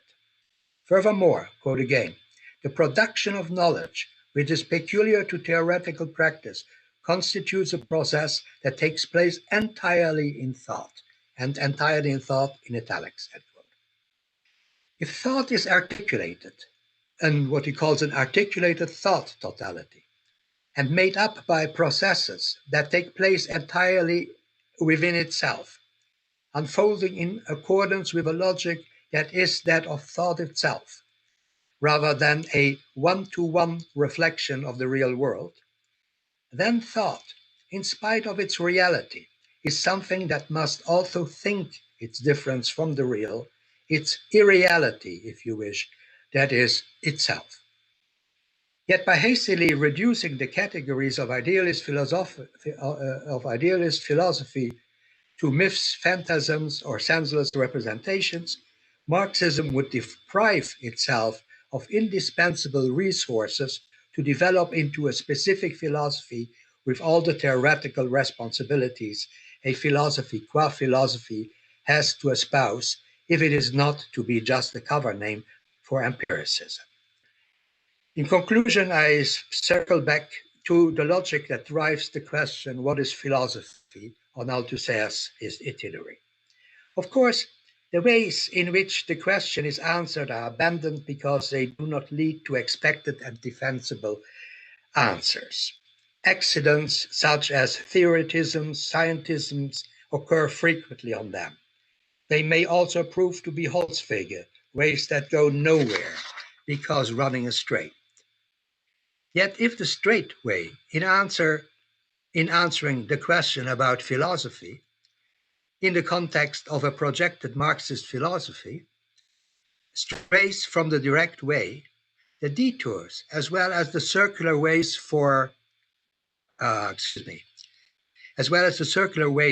Althusser opts for, may be equally problematic if what happens at the beginning and at the end proves to be subject to all sorts of dérapage, a term that I translate for better or worse as skiddings, happenings of veering from the direct line of approach, but that are in no way the results of subjective failures, but that seem, on the contrary, to impose themselves with ineluctable necessity. The very insistence with which Althusser returns time and time to this question, what is philosophy, which I recall arises first in the context of the attempt at defining the specificity of a Marxian philosophy, and which culminates in an acknowledgement of sorts of the failure of the successful birth of philosophy, both at the beginning in ancient Greece and in the form of a Marxist philosophy at the end of the cycle or circle, is intimately propelled by all the ways in which the way is lost. With this logic of skidding in view, I approach the successive attempts made to produce a definition of philosophy. However, and now really to conclude, I wish to consider that at the beginning of philosophy for non-philosophers, it is pointed out that even the least of philosophy's aspects causes surprising questions to surge up, I quote, before we can blink. And those questions are such that we have to ask them, although we lack the means to answer them. To answer them, we have to make a very long detour. And this detour is nothing other than philosophy itself, end quote. I wondered a moment ago whether Althusser's repeated attempts to answer the question, what is philosophy, is not, in spite of his constant invective against its idealist form, indicative of an intrinsic commitment to philosophical thought.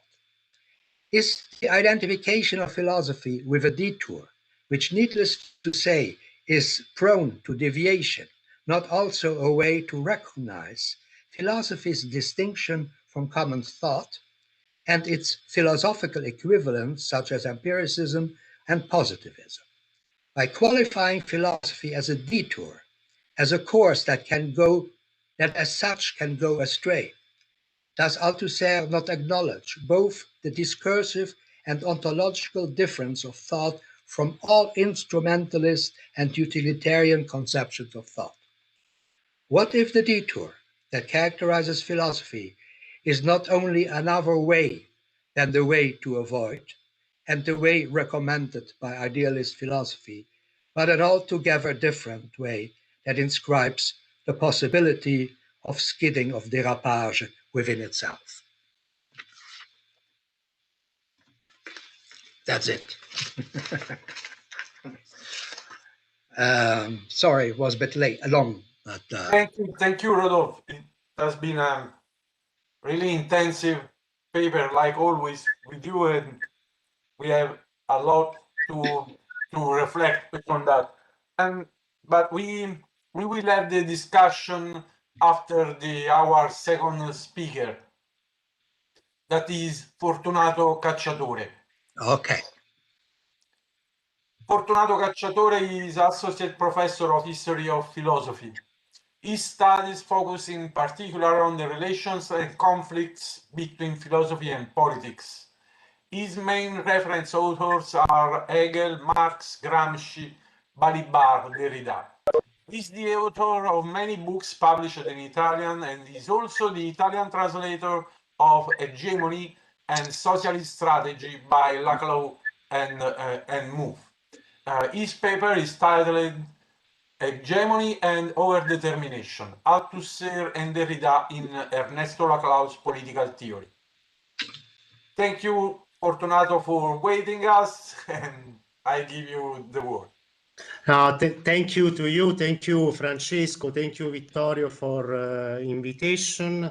Thank you, everybody, for the paper offered to us. Very, very interesting and impressive, I think. In this intervention, I will try to use some of Derrida's and Althusser's categories and ways of thinking to register some problems within Laclau's thought and their possible effects in political theory and practice. In particular, I would like to reread, for now only in a cursory manner, the concepts of overdetermination and hegemony, moving from the event or rapture that Derrida in the seminal conference on structure, sign and play in human sciences, 1966, detected in the urgency to think about the structurality of the structure. That is, when it became necessary to think the law which governed the desire for a center in the constitution of the structure, and at the same time the process of signification which orders the displacement and substitutions for this law of the central presence. By organizing the coherence of the system, the center allows the play of its element inside the total form, but it also closes off the play which it opens up. It is, as Derrida writes, the point in which the substitution of contents, elements, or terms would be no longer possible. The center is inscribed inside the structure, but to govern the play of the latter, this point of presence must also be located elsewhere. The concept of a centered structure is then contradictorily coherent. And as always, I quote Derrida, coherence in contradiction expresses the force of a desire. At stake is a central presence which has never been itself. The substitute has never substituted itself for anything which would have existed before it.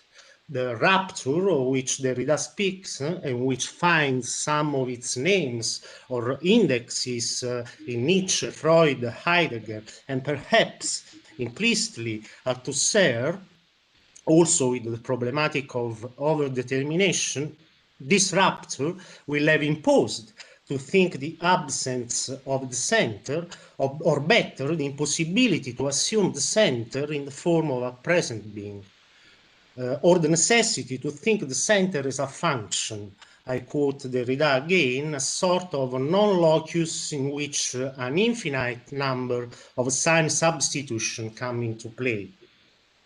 I quote Derrida again, this is the moment of rapture, when language invaded the universal problematic, the moment when, in the absence of a center or origin, everything became discourse, provided that we can agree on this word, discourse, that is to say, a system in which the central signified, the original or transcendental signified, is never absolutely present outside the system of differences. The absence of the transcendental signified extends the domain and the play of signification infinitely. End of quote. I've quoted this passage of Derrida because it appears in a crucial moment in Laclau's and Mouffe's Hegemony and Socialist Strategy, published in 1985. This work can be seen also as an attempt to translate the problem of the impossibility of totalization posed by Derrida in reference to Levi-Strauss and structuralism in general in the socio-political field. The society is impossible, says Laclau, impossible as a totality, because there is not a center which would arrest and ground the play of substitution or the movement of supplementarity. In this sense, hegemony would be a supplement, which requires in each historical conjuncture different supplements. Society is Impossible is the title of a Laclau essay of the 80s that was intended to be also an alternative and critical answer to Thatcher's assertion that society does not exist. In terms that one can draw from one of Althusser's essays in self-criticism, hegemony could be interpreted as a mode of getting a hold on the interplay of differences when one is caught in it. Interplay of differences is an expression of Althusser himself. Before saying something more about the concept of hegemony, I would like, as a preliminary remark, taking into account, to say that I try to read Laclau taking into account the lines of continuity and discontinuity that characterizes his successive contributions and which testify to an open research. Now, to recall the historical moments in which their reworking of hegemony is inscribed, I give the floor to Laclau and Mouffe themselves. I quote from Hegemony and Socialist Strategy. They write, "Let us start by saying something about the intellectual project of hegemony and socialist strategy and the theoretical perspective from which it was written. In mid-70s, Marxist theorization had clearly reached an impasse. After a rich and creative period in 60s, characterized from Althusserianism and a renewed Gramscianism, the limits of that expansion were only too visible. There was an increasing gap between the realities of contemporary capitalism and what Marxism could subsume under its own categories. It is enough to remember the increasingly disparate contortions which took place around notions such as determination in the last instance and relative autonomy." End of the quotation.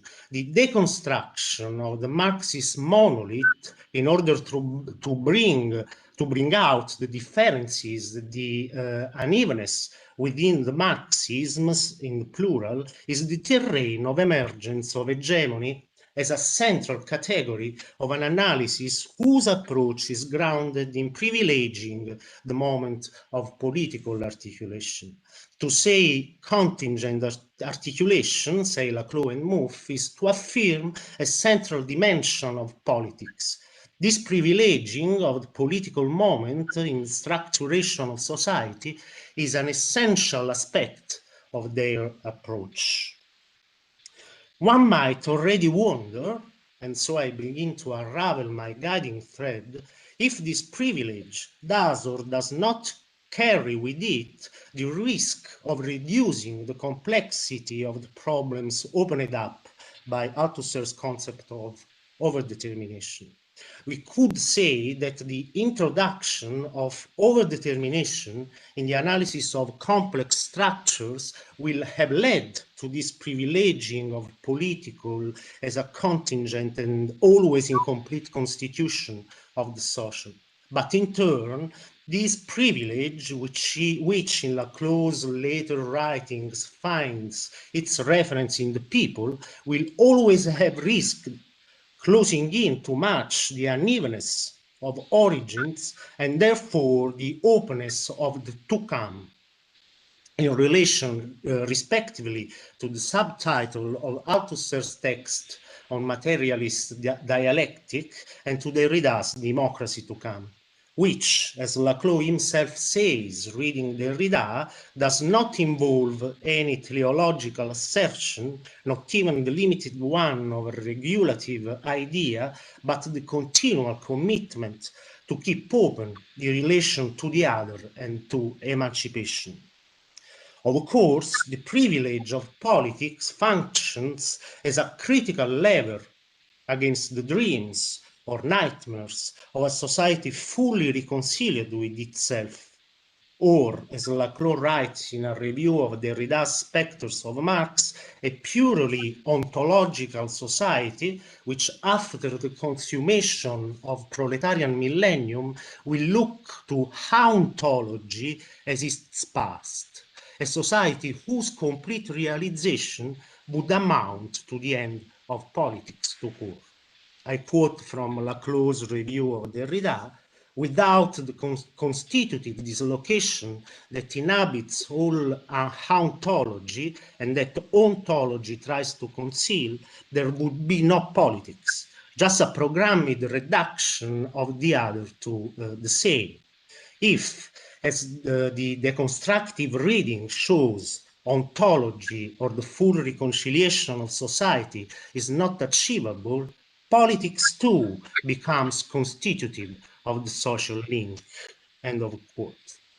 This would give an ontologic primacy to politics and to hegemony as the logic governing any political intervention. Now, in hegemony and socialist strategy, the category of hegemony is presented as an answer to a question which is posed in transcendental form and which is immediately doubled in a practical question. How does a relation between entities have to be for a hegemonic relation to become possible? The answer offers one of the most basic definitions of hegemony according to Laclau and Mouffe, and which will remain more or less unchanged in Laclau's later work until the reappearance on the scene of world politics and in Laclau's own work of the so-called populism. Here is the answer. The very condition for a hegemonic relation is that a particular social force assumes representation of a totality that is radically incommensurable with it. Such a form of hegemonic universality is the only one that a political community can reach. That is, universality cannot find a direct expression in the social field, nor can be produced as a mere addition of particularities. In the first chapters of Hegemony and Socialist Strategy, it is shown how the category of hegemony was elaborated in Russian social democracy in reference to the backwardness of Russia and to the necessity of an autonomous political intervention which was made possible by the structural dislocation between actors and democratic tasks, in absence of bourgeois forces that should have taken them on. It is shown how later the notion of combined and uneven development extended the category of hegemony to the general conditions of politics in the imperialist age. And how, with Gramsci above all, this hegemonic dimension was made constitutive of the subjectivity of historical actors. However, the concept of hegemony does not emerge to simply fill a hiatus in the chain of historical necessity. Most generally, hegemony alludes to an absent totality, never been present, and to different and conflictual attempts at recomposition and rearticulation of this absent thing. Hegemony, say Laclau and Mouffe, is not the majestic unfolding of an identity, but the response to a crisis, a kind of contingent intervention required by the crisis or collapse of what would have been a normal historical process. It is not a coincidence that the entry point chosen by Laclau and Mouffe for their genealogy of hegemony was Rosa Luxemburg, or more precisely, the dilemmas of the latter, which were induced from the fragmentation of the working class in capitalist society and from the problem of recomposition of its political and economic struggles, a recomposition possible only in the very revolutionary process. The dynamics and the forms of this recomposition would have little to do with a mechanistic process and explanation. I quote from Laclau and Mouffe, in a revolutionary situation, it is impossible to fix the literal sense of each isolated struggle because each struggle overflows its own literality and comes to represent a simple moment of a more global struggle against the system. In a revolutionary situation, the particularity of every mobilization appears, so to speak, as a split. Aside from its specific demands, each mobilization represents the revolutionary process as a whole. And these totalizing effects become visible, say Laclau and Mouffe showing their use of Althusser's term in the overdetermination of some struggles by others. The hegemonic unity of the struggles would be not predetermined, but would be the effect of this very process of overdetermination. In this sense, Laclau and Mouffe say that they have found in overdetermination the key of the specific logic of social articulation, trying to untie it, over determination, from the determination in the last instance, and thereby aiming to produce all the constructive effects of Althusser's notion. Overdetermination is then generalized to the analysis of the struggles in what was called Third World, or in South America. We have to recall that the matrix of Laclau's political education, so to say, were Argentina and difficult relations between the traditional left and Peronism. The category of hegemony is then extended to the construction of political identities not pre-existing the movement of their articulation, not confined in strict class boundaries, or better, hegemony is expanded to political identification cutting across the categories of the social and economic structures. Given these conditions, and on the basis of these premises, any hegemonic center or nodal point can and must indeed only be thought as a function, not as a present entity or always already located in a natural or naturalized place. Hegemony, but if we refer to Laclau's book on populist reason, we can also say the people as a political and therefore hegemonic construction on the basis of an irreducible social heterogeneity. Hegemony then is not a determinable position within a social topography, but is a type of political relation.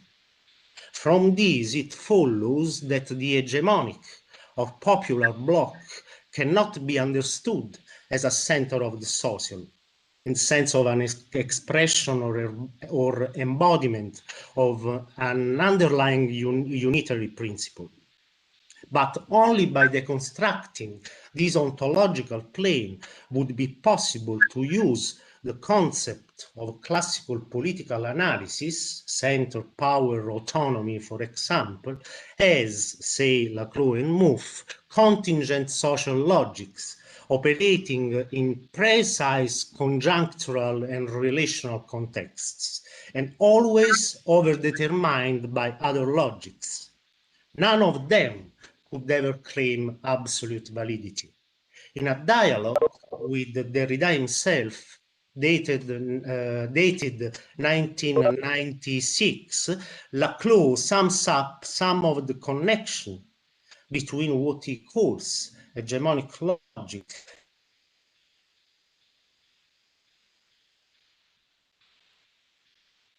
and construction, undecidable. Laclau points out the constitutive incompletion of the social that requires acts of political institution. This constitutive incompletion of the social is crucial to understand the working of hegemonic logic, he says. But incomplete are also all the acts of political institution, so that which makes the political possible, the contingency of the acts of institution, is also what makes it impossible, because no instituting act is fully achievable. In the same dialogue, Derrida remarks in particular a point in relation to Laclau's position. I quote, "All that a deconstructive point of view tries to show is that since convention, institutions, and consensus are stabilization, this means that they are stabilization of something essentially unstable and chaotic. This chaos and instability, which are fundamental, founding, and irreducible, are the worst against which we struggle with laws, rules, conventions, politics, and provisional hegemonies, but at the same time, it is a chance to change, to destabilize. If there were continual stability, there would be no need for politics. And it is to the extent that stability is not natural, essential, or substantial that politics exists and ethics is possible. Chaos is at once a risk and a chance, and it is here that the possible and the impossible cross each other. End of quote. But if this is the case, not even hegemonic logic, or hegemonic logic that seems to be reduced to a populist one in the sense of the last Laclau, can claim an absolute validity or a universal application, as if it were some sort of configuration of politics in the last instance and in every conjuncture, or the sole logic of the formation of collective identities, a configuration that finds its shape from hegemony and socialist strategy to on populist reason, that is throughout Laclau's intellectual and political trajectory in the demarcation of an internal antagonistic frontier between the people, us, the friends, and its others, them, the enemies, a configuration that seems to remain caught in an embrace with these enemies. As Benjamin Arditi has said, the specific difference that populism introduces with respect to hegemony is the division of society in two camps, which with the aim of producing a relationship of equivalence between demands and building a frontier or an antagonistic relationship between them. It is not a coincidence, in my opinion, that it can be read as a symptom of a resolved problem that at the end of On Populist Reason, published in 2005, Laclau evokes the emergence of a new internationalism without outlining its features and pointing to it rather as a political intellectual task. With insight, everything can be said, except that the latter, this task, has advanced. The only populisms, at least in Europe, that seem to have had a certain political, mediatic, and electoral weight in the last years are those that are more or less nationalist, if not openly ethno-populist. These are populisms in which there is no plebs that aspires to be a populus, because plebs and populus come to overlap immediately, as Laclau himself says. These are populism in which national sovereignty is totally confused with popular sovereignty and ends up neutralizing the latter. Consequently, the heterogeneous others, which constitute the people itself, are projected outside the supposed community. For example, migrants or supposed foreign bodies that do not adhere to the existing criteria of recognition. For these reasons, Laclau feels the need to clearly detach his reworking of populism, of hegemony and populism, from any form of communitarism, based in fact on ties of belonging that pre-exist their hegemonic articulation and overdetermination, whose names, forms, and ideological direction cannot be fixed a priori. At any rate, the logic of the populist dichotomic frontier, in my opinion, ends up reducing the very possibilities of the concept of hegemony, at least in some passages of Laclau's work on populism. The people, however empty its signifier of reference may be, does not seem employable beyond some geopolitical boundaries. As Laclau himself clarifies, perhaps to his over-hasty readers, the steps that can lead from deconstruction to a hegemonic logic are not necessary corollaries that can be derived from the former.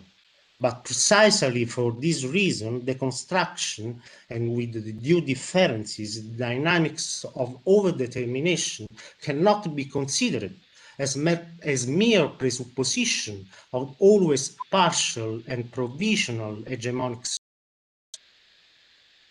partial, provisional, and therefore self-deconstructing solution, and which may be one has to have to think as such in order to not incur in illusory and dangerous satisfaction of the desire for the center. Populism, say Laclau, could be assumed and followed as the royal road to understanding something about the ontological constitution of the political as such. But if politics was limited to this way and configuration, the concept of hegemony would be cut off from any possibility of thinking the constituted powers or institution or a civilization in Gramscian sense others than those dominant, existing, or historically realized. In this regard, it would be interesting to dwell on some dislocations within Laclau's own thought, dislocations that transform the relationship between democracy and populism, or more precisely, between democratic and populist struggles and demands.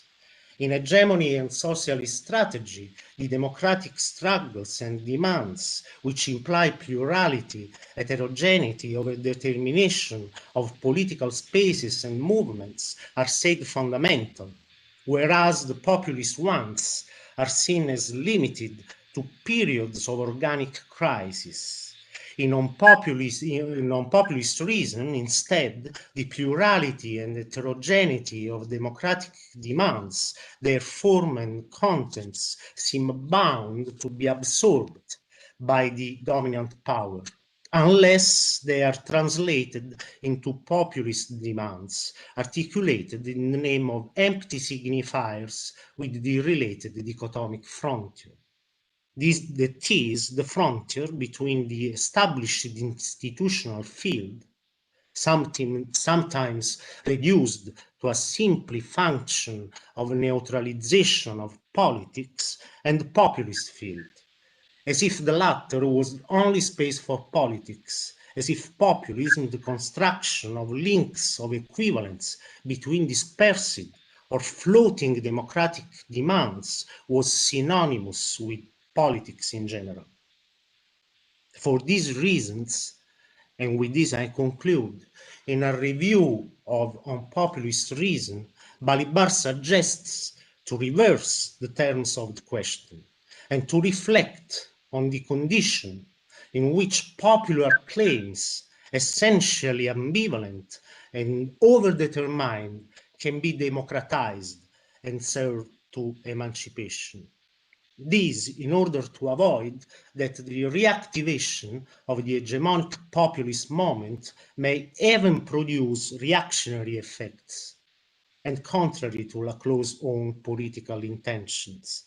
But such a reflection on politics and not on the political requires, even more today, what Balibar calls, I quote him again, a politics of the conditions of politics, which should first of all try to answer to the following question. On what conditions politics or a certain kinds of citizenship and militancy or agency known and practiced so far, and when the economics of absolute capitalism was has invaded all in the public space? This is a question that I would like to rethink and conjugate with one posed by Althusser in Machiavellian Das. It means to think about a political problem under the conjuncture, but on this another time. Thank you very much for the attention.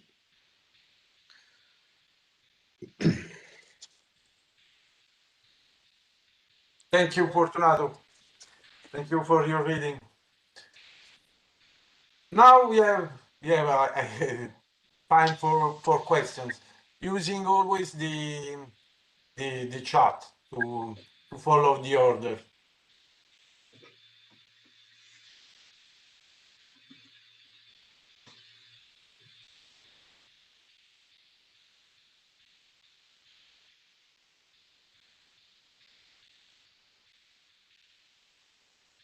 Okay, there is a first question by Francesca Manzari. Thank you, Francesca. Grazie, Francesco. I have a question for Rodolphe Gachet. May I ask it in French or can I? Thank you. Sure. Merci infiniment pour cette brillante communication qui a été très inspirante pour moi.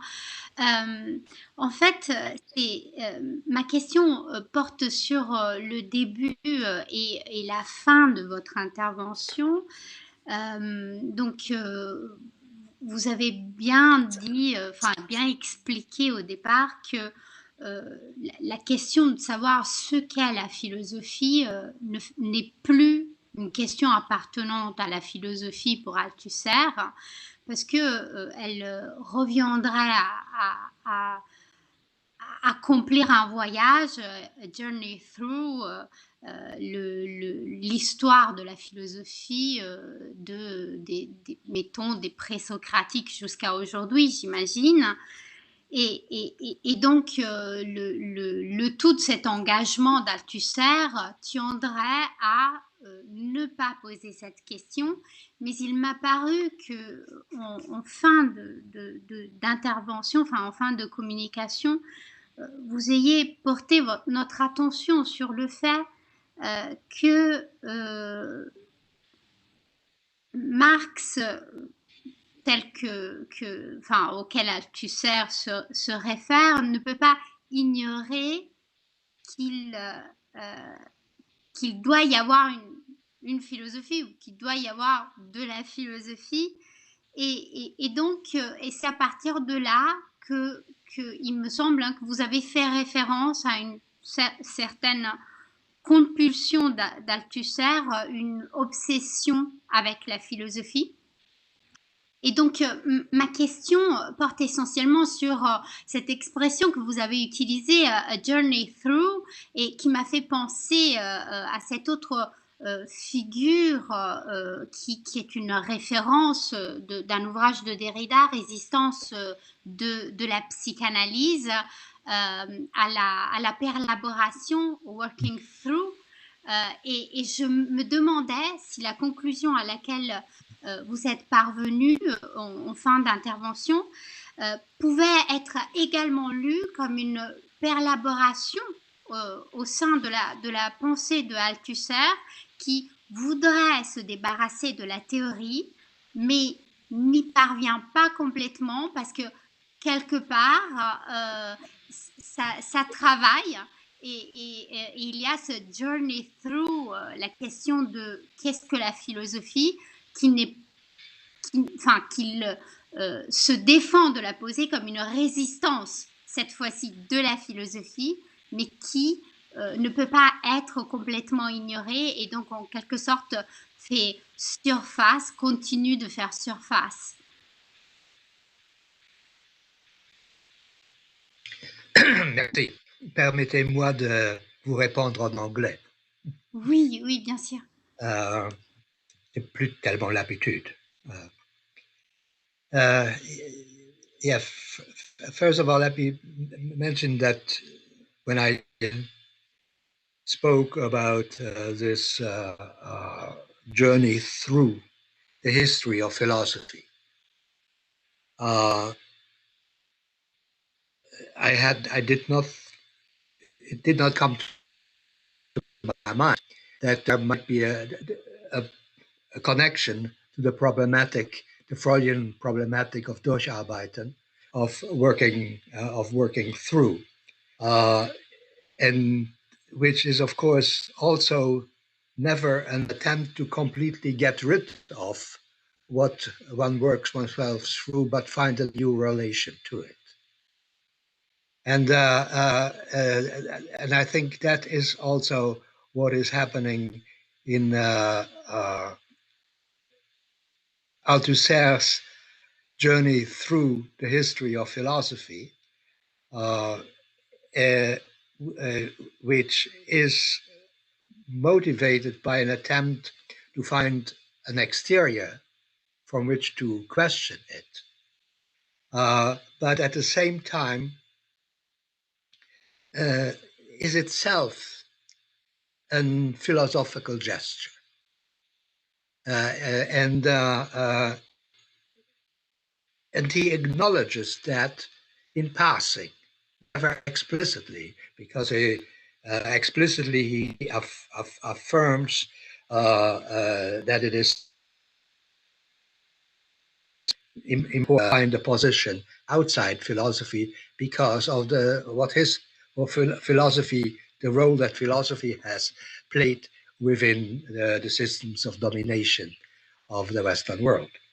So what I have been trying to do, what I'm trying to do in this piece, is to navigate this complex road between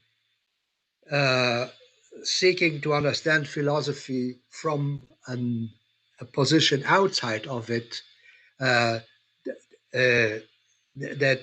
would relativize or would, in the end, mean to abandon the philosophical questions altogether. How that, what I'm interested in trying to figure out is how he navigates that complex road without breaking and without being able to break. And I think that's also why the obsession with philosophy of which I spoke has a double edge. He needs philosophy to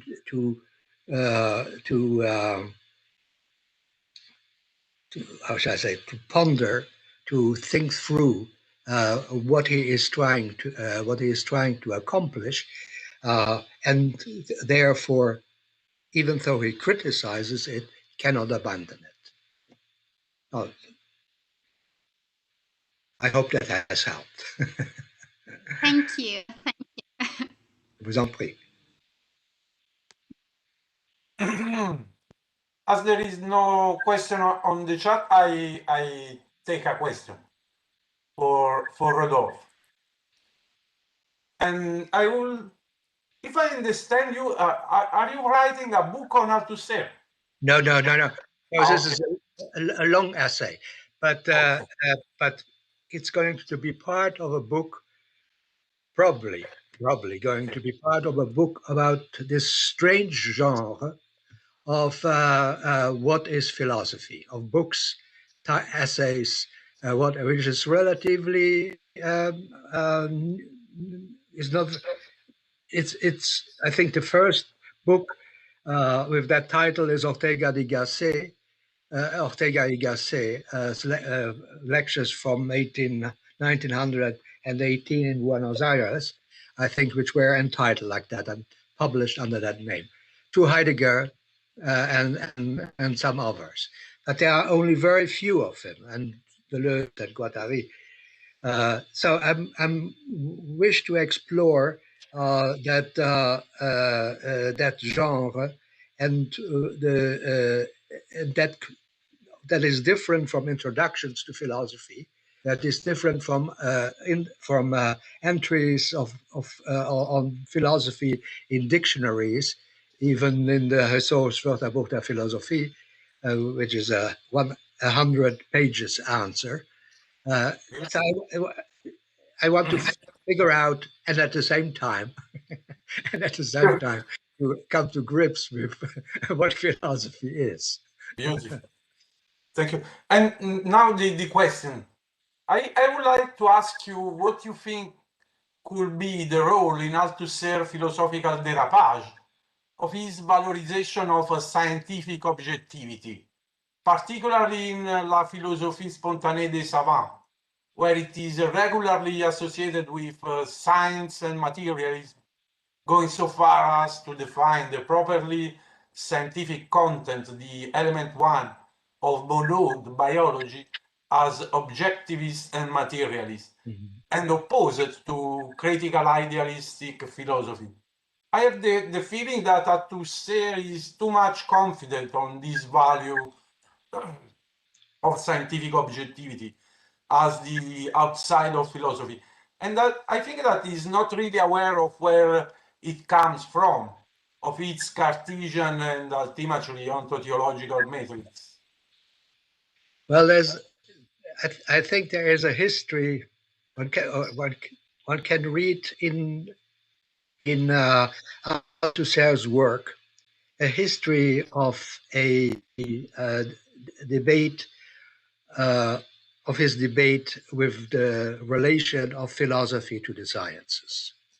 From the 50s and 60s on, that was to accomplish scientificity in philosophy without making it into a science proper. That was one of his goals, to think scientificity. And scientificity is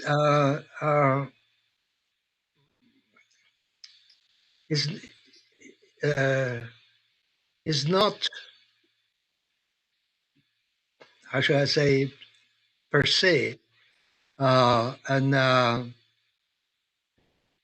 dérapage, because it depends on how you think it and where you think it. In order to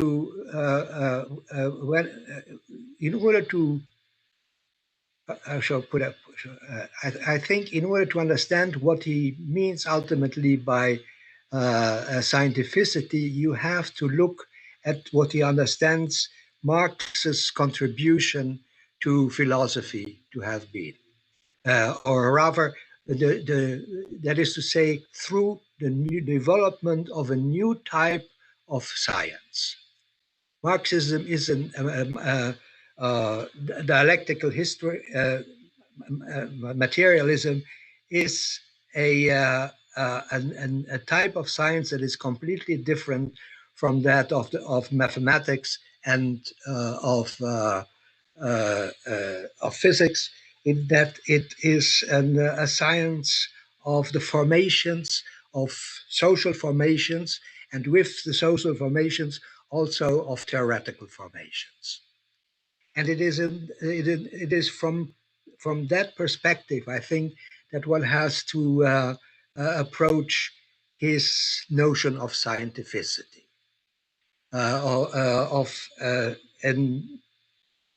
and then there are certainly dérapage possible in that context, but at the same time, I think there's an attempt to think a concept of scientificity different from the mathematical and the physical, and that of physics, of Naturwissenschaften. Does this answer a bit what you were asking?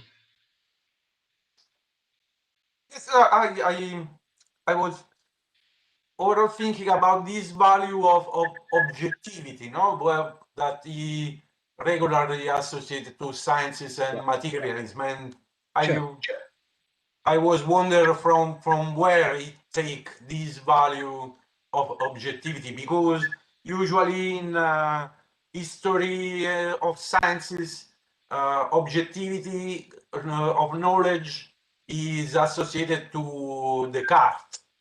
And also, and what is amazing for me, that is Jacques Monod, to whom Althusser attribute this scientific content.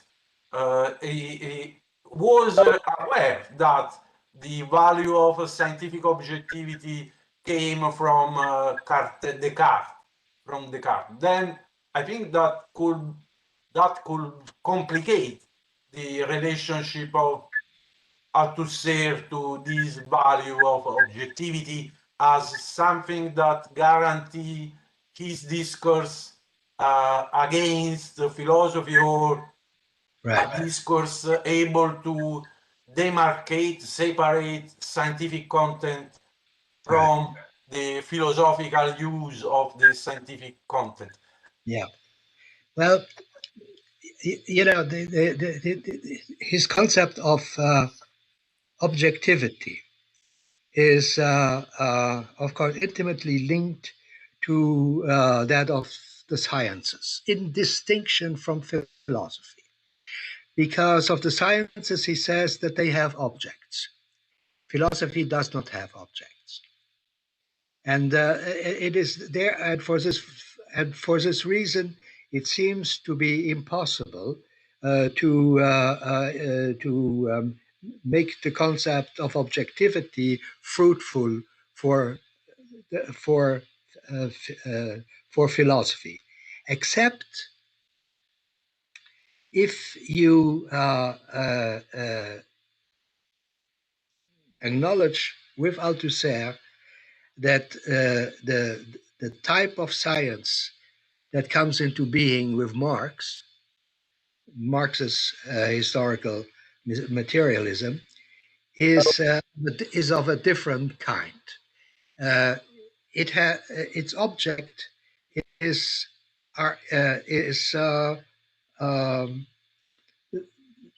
theoretical formations, and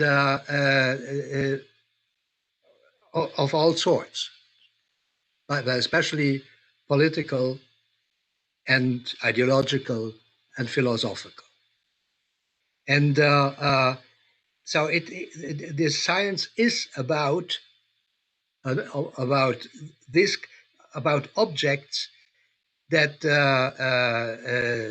that are objects in a different sense than the idealities that mathematics is dealing with, and the natural laws that physics is concerned with.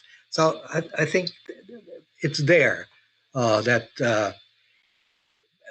but that does not prevent him from also déraper into a more in a scientism or whatever, scientific type of objectivity that on other levels he on other places of his work he is careful to distance himself from. I also just wanted to point out that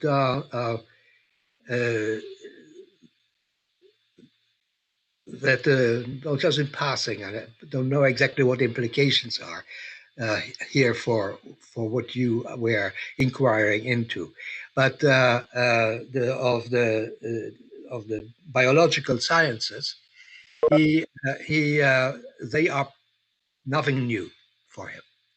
They are part of the continent, of what he calls the continent of nature, of physics. And so it's not there that you would find, if I'm not mistaken, a different type of objectivity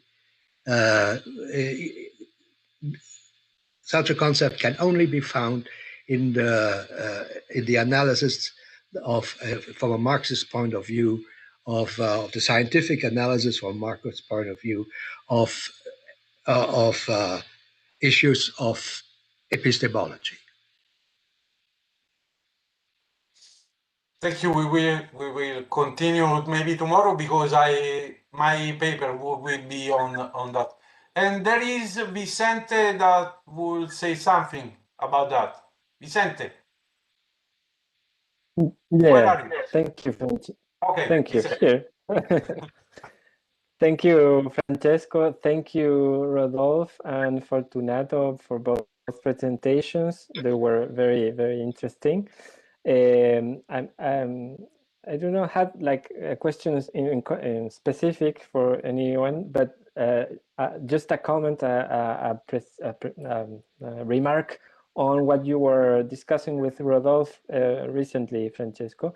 And I think that two things. I mean, when Althusser does this kind of dogmatic distinctions between element 1 and element 2, the first one being materialist and the second one being idealist, etc., I think he's not, the main point there is not if it is just or reasonable, or if he has the reason to actually distinguish these elements in Jacques Monod's biological theory or work, but rather establishing lines of demarcation, like introducing difference inside Monod's own thought.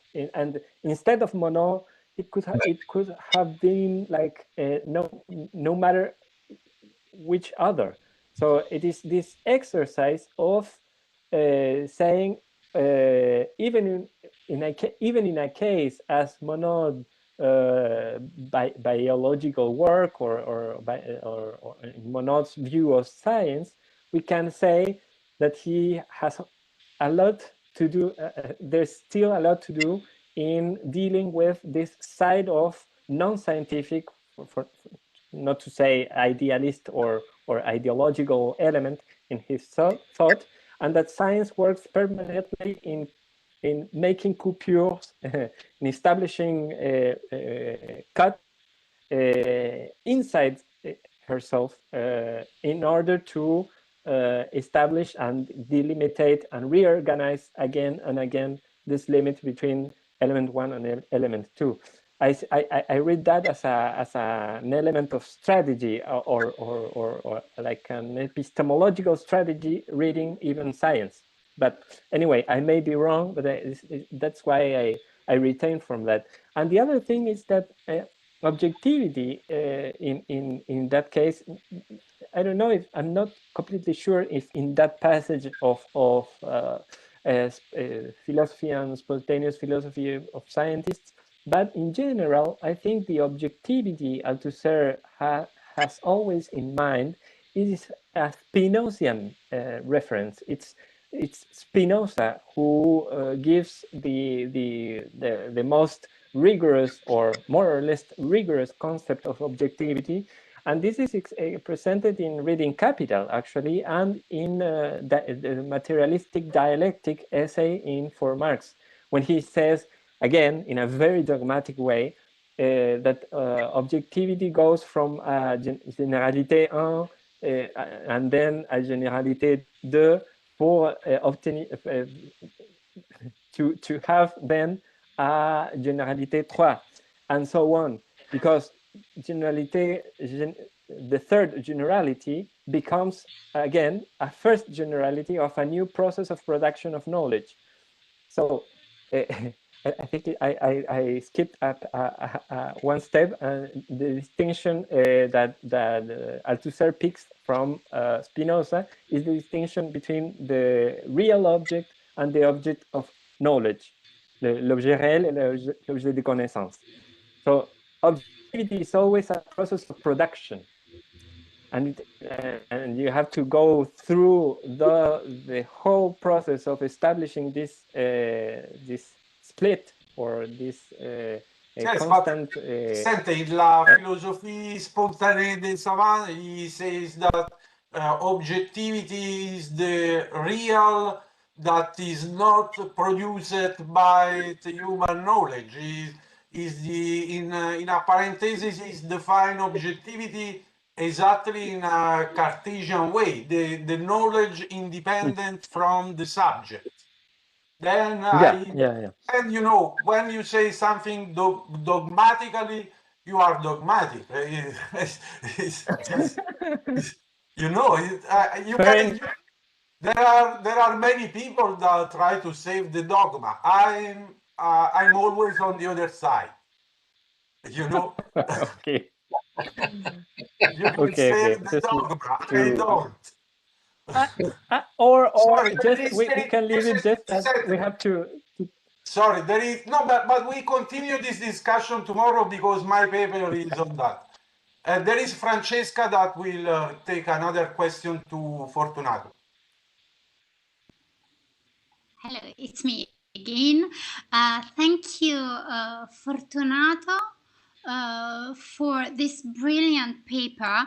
I have a question because I was thinking that in France, when we used to work on la structure, le signe, le jeu, and in political theory, we used to make a strong link between this first text of Derrida and La pharmacie de Platon, because the hegemony is worked differently in La pharmacie de Platon, but there is something that is linked, which is the fact that the presence is the center, and the presence is what make a political figure already in Plato's philosophy.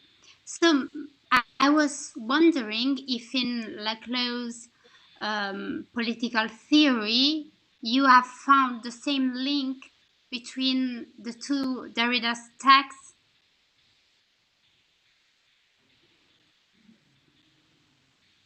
I don't remember references or explicit references to the text, the Derrida text on Plato.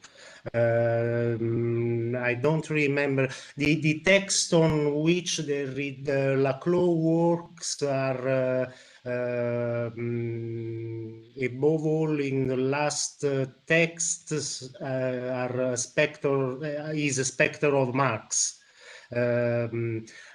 I think that there is a problem because on one side Laclau says that the construction or spectrality is not a presupposition, but he poses hegemony after the construction or after spectrality, or I have this impression as hegemony or populism in the last text could be a solution of the construction or spectrality, or maybe is a contradiction, if not an aporia of Laclau's discourse, because he says that on one side he says that spectrality or deconstruction is not something that must be overcome, but he poses the problem of hegemony as a sort of solution of the problem of deconstruction or overdetermination, of infinite overdetermination. The problem emerges for me not only for political problems, but for theoretical problems when hegemony is too directly translated in populism, or populism, or the people, or populism become the quasi the almost the only possibility of realization of hegemony in our time. But at the end of unpopulist reason, Laclau evokes, as I said, this internationalism, because probably he is aware of the problem. Chantal Mouffe is in the last text is most explicit in speaking of left populism, for example. But the populism in for me, Laclau, and most explicitly in Chantal Mouffe, is something that remain close in national boundaries. This is the problem for me, and the problem is how say Balibar is a too immediately political translation of a philosophical problem that does not pose the philosophical problem or the problem of the condition of possibilities of politics today in this conjuncture. Sorry for my Neapolitan English. Grazie Fortunato, è molto più chiaro, adesso ho capito meglio. Ti ringrazio. Thank you to you. Thank you very much. In Italy is almost 10 in the night. Thank you very much for your patience with our problems, technical problem. Overall, thank you, Rodolphe, to resist in this crazy situation. See you tomorrow for another beautiful day. See you Thank tomorrow. very Thank much. you very much, everyone. Thank you. Bye. Thank you. Thank you. Bye. Bye. Tomorrow. Bye. Bye. Emma. Ooh.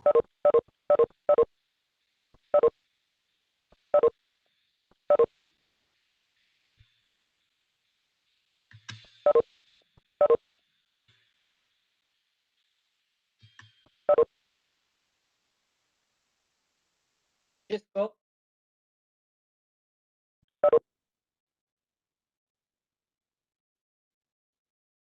Paolo? Christian, sono qua. Ok, allora puoi Chiudiamo. terminare anche su YouTube. Vabbè, non stacco. Perché Ma io lo non stacco so- da qui. Non sono organizzatore, infatti puoi fare termina. Interrompi streaming.